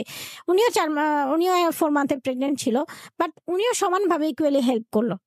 তো যাই হোক, ঈদটা পার হলো, পরের সপ্তাহে 3 দিন বন্ধ পেলাম। আমি বলতেছিলাম যে এই সপ্তাহটা আমি একটু রেস্ট নেব। আমি ঈদের মধ্যে রান্না করতেছি, ফ্লোরে ঘুমাচ্ছি, যেখানে আমি নিজে নড়তে পারি না, ইভেন হাজবেন্ডের নিডও ফিল আপ করতেছি। মানে হাজবেন্ড আমাকে এমন কষায় যে ঈদের দিন সে বলতে, মানে মসজিদে যাওয়ার আগে বলতেছেও না যে একবার ঈদ মোবারক। পরের দিন সে আমাকে বলতেছে যে ঈদের দিন দেখছো আমাদের ঈদের দিনটা কেমন গেল, কেউ কাউকে বললাম না যে ঈদ মোবারক। আচ্ছা, আমি চিন্তা করলাম আমার কষ্ট কোথায়, আর তুমি কি বলতেছো? তুমি বরং আমাকে বলবা যে তুমি এত কষ্ট করতেছো, তোমাকে আমি আমি সরি যে তোমাকে এতটা কষ্ট করতে হচ্ছে। এই সময় মানুষ একটু রেস্ট চায়, একটু ভালোবাসা চায়, কিন্তু আমি তো সেটা দিতে পারতেছি না। যাই হোক, তুমি যা করতেছো অনেক, না সেটা তো বলাই নাই, সেটা বলা তো দূর হওয়া ব্যাপার। আর কারণ তার কাছে কোনো কিছু বলা মানে তোর সাথে সংসার করবো না, তোকে ডিভোর্স দিব। আচ্ছা, তো যাই হোক, এগুলি সবই গেল, সব কষ্ট মেনে নিয়ে যে পরের সপ্তাহে ভাবলাম 3 দিন রেস্ট নিব। সে বললো আমার মাকে নিয়ে আসবো। তো আমি বললাম যে দেখো আমার শরীরটা খুবই খারাপ। আমি বড় ভাইকেও বললাম, তাকেও বললাম যে শরীরটা খারাপ, তুমি মাকে আর এই সপ্তাহে এনো না, কারণ আমি জানি মাকে আনলে ও বলবে যে তুমি মাকে দিয়ে এসো, পান্থপথ দিয়ে এসো, আমি নিয়ে যেতে পারবো না, আমি অফিসে চলে যাবো, তুমি দিয়ে আসো। সে সেম কাজটাই সে করলো। আর আমার কথা হচ্ছে আমি একটু রেস্ট চাচ্ছিলাম, যে জিনিসটা শাশুড়ি আসলে একটু গল্প হবে বা তাকেও একটু সেবা যত্ন করতে হবে। সো সব মিলে আমি চাচ্ছিলাম। পরে সে আমাকে এমন নোংরা একটা মেসেজ দিল, যে মেসেজটা শুনে আমার মানে পড়ে আমার চোখ দিয়ে পানি আসলো। যে এই ধরনের একটা অসুস্থ মানুষ ন্যূনতম ভালোবাসে কি? একটা রাস্তার কুকুরও যে কুকুরকেও তো মানুষের চেয়ে বেশি ভালোবাসে। আর আমি কি এতটাই খারাপ হয়ে গেছি যে এই যে এতগুলো বছর তোমার সাথে পার করলাম, তারপরে তো আমার প্রতি কোনো নাই, আমার প্রতি কোনো লাইবিলিটিস নাই। যাই হোক, মানে আমার কখনো জ্বর হলেও তার কোনো কিছু আসে যায় না, কোনো অসুখ বিসুখে, বরং সে পারলে সেই টাইমটা আরো দূরে থাকে। আচ্ছা, তো যাই হোক, এগুলি সবই গেল। যাওয়ার পরে কষ্ট করে আমি ঈদটাও পার করলাম, সবই পার করলাম। আমি বেবি হওয়ার আগে আমি লিফটে আটকে গেলাম। লিফটে আটকে গেলে লিফট ভেঙে, আমার মার বাসায় লিফট ভেঙে আমাকে বের করার পরে আমরা ডাক্তারের কাছে যাই। ডাক্তারের কাছে যাওয়ার পর ডাক্তার আমার কন্ডিশন দেখে বলে যে আপনি দাঁড়ায় আছেন কিভাবে, যেখানে প্রেশার উপরে 100-140। বলতেছে আপনার কন্ডিশন খুবই খারাপ। মানে আমি একাই আমার মাকে নিয়ে গেছি ওখানে, যে আমার বেশ কিছু টেস্ট দিতে বলছে যে এই টেস্টগুলো করান, আমি দেখে আমি কালকে আপনাকে অপারেশনের রুমে নিবো, নইলে আপনার অবস্থা ভালো না, আপনারও লাইফ রিস্ক, বেবিরও লাইফ রিস্ক। আমি একা ডক্টরের কাছে এগুলি কথা শুনতেছি। ডক্টর যে টেস্ট দিছে সেই টেস্ট করাতে যে আমার যা টাকা নিয়ে গেছি কিছু টাকা শর্ট পড়ছে। শর্ট পড়ার পর আমি তাকে ফোন দিয়েছি, আমার হাজবেন্ডকে ফোন দিয়েছি যে আমার কিছু টাকা লাগবে, তুমি এরকম দিতে পারবা? তো সে বলতেছে যে না আমি দিতে পারবো না, আমি নিয়ে আসি নাই। তো ঠিক আছে, তুমি অন্যভাবে ম্যানেজ করো। পরে আমি আমার বাবার কাছে ফোন করে একজনের বিকাশে আমি সেই টাকাটা নিই। পরে এই অবস্থা আমি বলছি যে তুমি চলে আসো, তুমি এখানে আসো। আম্মা ফোন করে বলছে বাবা ওর অবস্থা ভালো না, তুমি আসো। আমি তো বাচ্চা নিয়ে, আমি ছেলেটাকে নিয়ে বসে আছি, আমি ওর সাথে দৌড়াইতে পারতেছি না, ও একা দৌড়াচ্ছে, এটা ওর খুবই খারাপ অবস্থা। তো পরে সে আসছে, সে একটা টাকা নিয়ে আসে নাই। সে তার পকেটে কার্ড আছে, সে বুথ থেকে, যেহেতু আমি চাইছি তার তো বুথ থেকে টাকা তুলে নিয়ে আসা উচিত ছিল, আসে নাই। বরং আমি ডাক্তারের রুম থেকে আমি সবকিছু করে বের হয়ে এসে বের হয়ে এসে ওইগুলি দেখে সে আরো কিছু টেস্ট দিল। বলতেছে যে কালকে সিজার করতে চাচ্ছি, তুমি যদি তোমার হাতে যদি ইয়ে না থাকে তাহলে কালকে দিন সময় নিয়ে পরের দিনে আমি তোমাকে সিজার করবো। তো যাই হোক, পরে আমি এসে বললাম ওকে, বলার পর টেস্ট গুলো করতে দিব। এখন সেক্ষেত্রে আমি ওকে বলতেছি তুমি টাকা আনছো, টাকা দাও, টেস্ট গুলো করাতে, এগুলি একটু করাতে আরো কিছু টাকা লাগবে। বলে আমি তো টাকা আনি নাই। ঠিক আছে। তো আমার কাছে যে 300 টাকা ছিল, সেই 300 টাকা দিয়ে আপাতত মানে টেস্ট গুলো করালাম, পরে নেওয়ার সময়, রিপোর্ট নেওয়ার সময় দিব, বাকি টাকা করবো। চলে গেলাম। যাওয়ার পর সিএনজি ভাড়াও তো তার কাছে নাই, তার কাছেও নাই, আমার কাছেও নাই। আব্বাকে আবার ফোন দিলাম, আব্বা বাসা থেকে নেমে সিএনজি কেন তখন কি তিনি বেকার? বেকার না, সে কার্ডে পয়সা আছে, সে তোলে না। আচ্ছা, এটা তো তার দায়িত্ব, আমি তাকে তো বলছি পয়সাটা তো। এখন এটা যদি মানুষের ন্যূনতম ইয়া না থাকে, সে আমার সামনে বলছে আমি বাসায় 5,000 টাকা রেখে গেছি, ফ্লোরা নিয়ে যায় না, এই ফ্লোরা ইয়া করে নাই, এরকম বলতেছে। কারণ আমাকে বাসায় সবাই ফ্লোরা বলে রাখে। তো আম্মা তো জানে ওর ক্যারেক্টারটা, আম্মার কিছু বলতেছে না, যে এদের সাথে আর কি বলবো। তো যাই হোক, পরে আমি সব আলোচনা করে ওই রাতের বেলায় আমি বাসায় চলে গেলাম। আমার ভাল লাগতো না, আমি মনে করতাম যে আমি যেহেতু আলাদা বাসা নিচ্ছি, ও বাসায় আসলে আমি সেদিন বাসাতেই থাকবো, আমি যেখানেই থাকি না আমার বাসায় থাকতে হবে, আমার ভাল লাগে। তো যাই হোক, আমি বাসায় গেলাম, ও বলতেছে টাকা পয়সা হিসাব করতেছে। এখানে কোথায় কয় টাকা ছিল, কয় টাকা খরচ করছো, কয় টাকা তোমার পিছে ব্যয় হলো। আচ্ছা, আমার এত খারাপ লাগলো। আমার কিছু টাকা ছিল যেটা আমি বললাম যে আমি তোমার 1 পয়সাও খরচ করি নাই, আমার বাবা মাও জানে না আমি আমার পয়সা খরচ করছি। তোমার টাকা দেখো, তোমার যা রেখে গেছিলে সেই টাকা তোমার, পুরো তোমার 5,000 টাকা, তোমার 5,000 টাকাই আছে না। এই জিনিসগুলো আর বাবা আমাকে বলতে পারতেছি না। যাই হোক, পরে সিজার করলো। সেদিন আব্বাকে বললাম যে আম্মার কাছে আমি মূলত টাকা রাখছি, যে এই টাকাটা তুমি রাখবা, ওই সিজারের দিন দিয়ে দিবা। সে দিল 50-50, মানে আমি ডাক্তারের খরচ দিলাম, সে মেডিকেল খরচ দিল। আচ্ছা, 50-50 যেটা বলে দিয়ে। এরপরে আমি বললাম যে আমি বাসায় যাব, সে আমাকে, না তোমার বাসায় যাওয়া হবে না, তুমি মার বাসায় যাও। আচ্ছা, মানে শুধু আমি একা থাকবো না, আমার বাবা, মানে ও আমার শাশুড়ি থাকবে, আমার যে আত্মীয় স্বজন আসছে সবাই থাকবে। তখন আমার কাছে বিষয়টা দৃষ্টিকঠোর লাগলো। আমি থাকবো, আমার আত্মীয় স্বজন সবাই থাকবে, আমার কথা হচ্ছে আমি বাসায় যাব, তোমার ওখানে থাকবো। যখন আমার বাসায় আমাকে হেল্প করার মতো কেউ থাকবে না, তখন আমি বাচ্চাকে নিয়ে আমার মার বাসায় এসে আবার কিছুদিন থেকে যাব। আমি কেন সব সময় কন্টিনিউয়াস থাকবো? আর তুমিও তো পারো একটা সপ্তাহ ছুটি নিয়ে, অন্য সময় ছুটি নিতে পারো, একটা সপ্তাহ ছুটি নিয়ে তুমি কি আমাকে টাইম দিতে পারো না? আমার বাচ্চা, তুমিও তো একটা বাবা, ইকুয়ালি তো তোমারও দায়িত্ব না।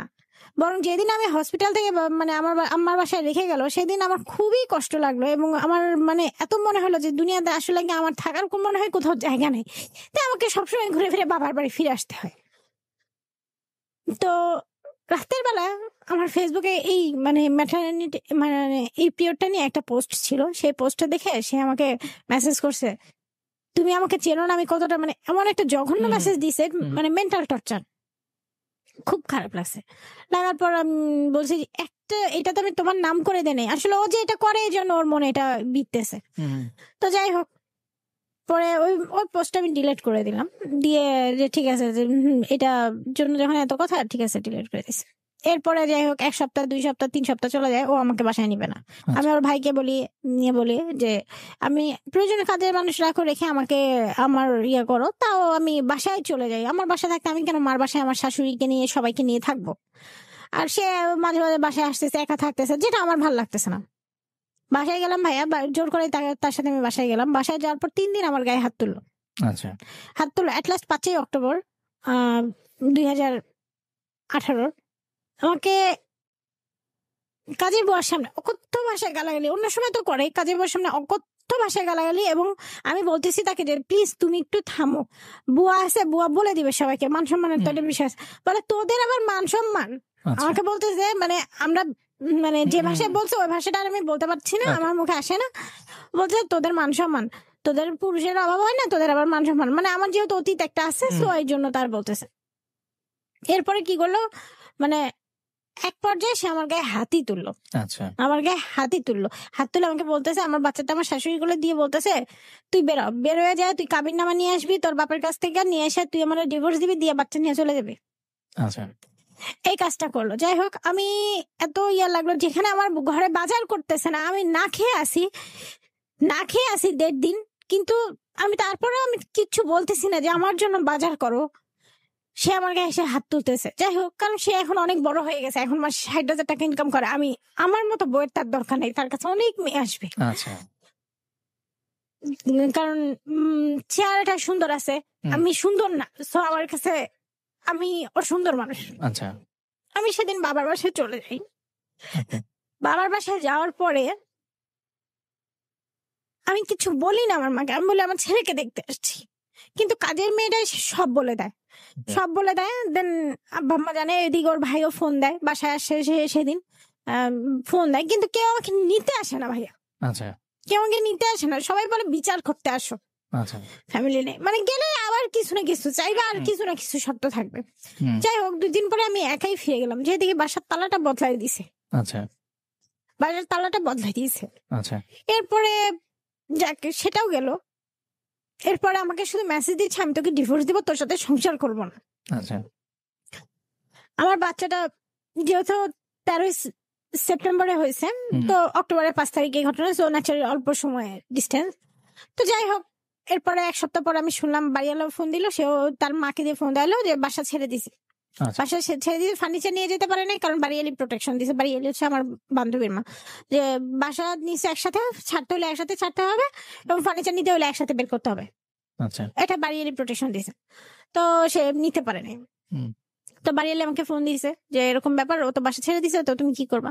তো আমি বলি আন্টি তাহলে 2 মাস আমাকে টাইম দেন, আমি দেখি কি করা যায়। তখন এদিকে ওর ভাই মা আত্মীয় স্বজন সবাই জানে যে এই অবস্থা, কিন্তু কেউ আমাকে নিতে আসছে না বা কেউ বলতেছে না যে একবার বলতেছে সরি ভুল হয়ে গেছে তুমি ফিরে আসো বা তুমি বাসায় আসো, উল্টা আমাকে আরো টর্চার করতেছে। তখন আমি চিন্তা করলাম যে এভাবে বাসা ভাড়া দিয়ে তো আর চলা যায় না, যে টাকা দিয়ে আমি ভাড়া দিব সে টাকা দিয়ে আমি লোন দিব, আমি তো একজন ব্যাংকার, আমি তো ইয়া না। ঠিক আছে, তো আমার যে সেভিংসটা ছিল আমি সেই সেভিংস দিয়ে আমি আমাদের ওই ফ্ল্যাটটা আগেই দেখা ছিল, মানে আমি যেহেতু প্রেগনেন্ট ছিলাম এবং লাস্টের পর্যায়ে ছিলাম, সো আমি সেই সময়টা আমরা আসলে ওই ফ্ল্যাটটার মানে কথাবার্তা চলতেছিল, কিন্তু ইয়া করি নাই, যে ফাইনাল করি নাই যে আমরা নিব পরে নিব। পরে যাই হোক, পরে আমি ওই ফ্ল্যাটটাকে বুকিং দিলাম, দিয়ে বললাম যে আমাকে 2 মাসের মধ্যে রেডি করে দিবেন, আমি ফ্ল্যাটটাতে 2 মাস পরে উঠে যাব, এতে কি হবে আমার ভাড়া দিতে হবে না, আমি ভাড়া টাকার সাথে কিছু অ্যাড করে আমি লোনটা দিব। এটা আমি চিন্তা করলাম। তো আমি লোনের সব প্রসিডিউর করলাম, করার পরে লোনটা আনফরচুনেটলি পাশ হলো না। কেন হলো না তার এক্সাক্ট রিজন দেখালো, দেখেন আপনার হাজবেন্ডের সাথে তো ডিভোর্স হয় নাই, তো ও একটা ঝামেলা, ধরেন আপনি কোনো কারণে মারা গেলেন বা কিছু হইলেন, তখন উনি এসে বাচ্চাদের গার্ডিয়ান হিসেবে উনি দাবি করবে, তখন আমরা পারবো না ওনার কাছ থেকে এই ফ্ল্যাটের কোনো কিছু ইয়া করতে, তখন আমরা একটু বিপদে পড়ে যাবো। তো সব মিলায় ওনারা বললো যে আপা আর আপনাদের একটু সময় লাগবে লোনটা পাস হইতে, আপনি এভাবে হবে না, যদি উনাকে একটা সাইন নিতে পারতেন তাহলে আমরা লোনটা ডিসবার্স করে দিতাম আপনাকে। তো লোনটা হলো না, তখন আমি অলরেডি 13-14 লাখ টাকা দিয়ে ফেলছি, এখন আমি কি করবো? ব্যাক করে আসার মতো তো ব্যাক করে আসতে গেলেও প্রায় আমার অনেক টাকা লস হয়ে যাবে, তখন আর কবে ফ্ল্যাট বিক্রি হবে তারপর আমাকে টাকা দেবে তার আগে না। তখন আমার বাবা মা সাহায্য করলো আমাকে, আচ্ছা প্রায় 14 লাখ টাকা তারা সাহায্য করলো। 14 লাখ টাকা তারা সাহায্য করলো। শুধু তারাও না, আমার কিছু কলিগরাও আমাকে সাহায্য করলো, সে মানে তারা নিল এভাবে চলতেছে। তো যাই হোক 14 লাখ টাকা সাহায্য করলো। এরপরে আমি ফ্ল্যাটটায় উঠে গেলাম, উঠে যাওয়ার পরে এর মাঝে সে কিন্তু আমার সাথে যোগাযোগ করতেছে না, এর মাঝে আমরা যেহেতু সে যোগাযোগও করে না, তার ফ্যামিলি সবাই জানে। পরে আমি আমার বাবাকে নিয়ে তার এক অফিস কলিগের বাসায় গেলাম এবং এই বিষয়গুলো বললাম যে এরকম এরকম, সে তো কথা শুনে না বা সংসারের দায়িত্ব নিতে বলে সে এরকম করে, তাকে আর এত বিষয় না বলে, মানে একটা মানুষের এত নেগেটিভ এত কিছু না বলে হালকা পাতলা কিছু বলে, যে সে বললো যে আপনারা কি কোনো সন্দেহ করেন যে সে কিছু, আমি বলি না আমি মানে করলেও বলতেছি কারণ আমার কাছে প্রুফ আছে, তো আমি তারপরে বলতেছি না সে এগুলো করে না। তো যাই হোক, পরে সব মিলে এগুলো সব গেল। যাওয়ার পরে আমি একজন লয়ার, একজন নারী উন্নয়ন সংস্থার একজন সদস্য না, উনি ওইখানে ভাইস প্রেসিডেন্ট, এরকম 3 জনকে নিয়ে তার অফিস কলিগের মাধ্যমে, মানে অফিস কলিগ বললো যে হ্যাঁ ও অমুক দিন আপনার ওইখানে যাবে, আপনি মিট করেন, বসবেন। বসলাম, বসার পরে সে ওইখানেও সে মানে উগ্র কথা, কোনো এক্সাক্ট কোনো ইয়া নাই, রিজন নাই, সে বলতেছে আমাকে ফ্ল্যাট বিক্রি করে দিতে হবে, ফ্ল্যাট সেল করে দিতে হবে, চাকরি ছেড়ে দিতে হবে, গাজীপুর যে বাসা নিতে হবে। চাকরি ছেড়ে দেওয়া মানে গাজীপুর যে বাসা না, মানে বাচ্চাদের তো কেউ টেক কেয়ার করার নাই, 2টা বাচ্চা, অবভিয়াসলি চাকরি ছেড়ে দেওয়া। তো ওনারা আমাকে বললো আপা এই ছেলে কোনোদিন সংসার করবে না, এট লাস্ট ওরা চলে যাওয়ার পর এই ছেলে কোনোদিন সংসার করার কথা না, এত শর্ত দিয়ে সংসার হয় না আপা। আর যে ওনার তো বাচ্চার প্রতি মায়া দয়া নাই, আজকে আসছে উনি কি বাচ্চার জন্য একটা কিছু, বাচ্চার কাঁদতে কাঁদতে আবার ফিরে আসছে যে আমার বাবা আমাকে একবার কোলে নেয় নাই, আদর করে নাই। তাকে আমি বাসায় পাঠিয়ে দিছি, কারণ সে তো অনেক কিছু বোঝে, তার ভিতরে একটা ইয়ে আছে। পরের দিন সে আমাকে বলতেছে সে খায়ও না, পায়খানাও করে, কিছু করে না, আমাকে বলতেছে মা বাবা কোথায়? আমি অ্যান্সার দিতে পারিনি, আমি বলতেছি বাবা আছে অফিসে গেছে।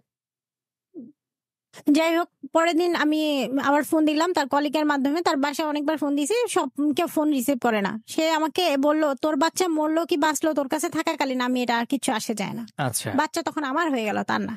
যাই হোক, এগুলি চলতে থাকলো। এরপরে আমি গ্রামে গেলাম, বললো না, মানে তার আত্মীয় স্বজনের কাছে গেলাম, তার আত্মীয় স্বজন বললো আচ্ছা ঠিক আছে বসি, সে বসতে চায় না, তো এভাবে মানে চলে। এরপরে সে বললো যে সে কি করলো, আমি তার যে ঠিক আছে বসবে না যখন, তাহলে আমি তার কাছে কিছু টাকা আমার লাগবে, আমি 5,000 টাকা চাইলাম, সে তার অফিস কলিগের মাধ্যমে চাইলাম, সে টাকা দিল, বাট ওই যে ডিভোর্স লেটার, 1 তালাক দিয়ে একটা লেটার পাঠায় তারপরের দিন টাকাটা দিছে। এটা যেটা সে মুখে বলতেছিল সেটা এবার সে করে দেখালো।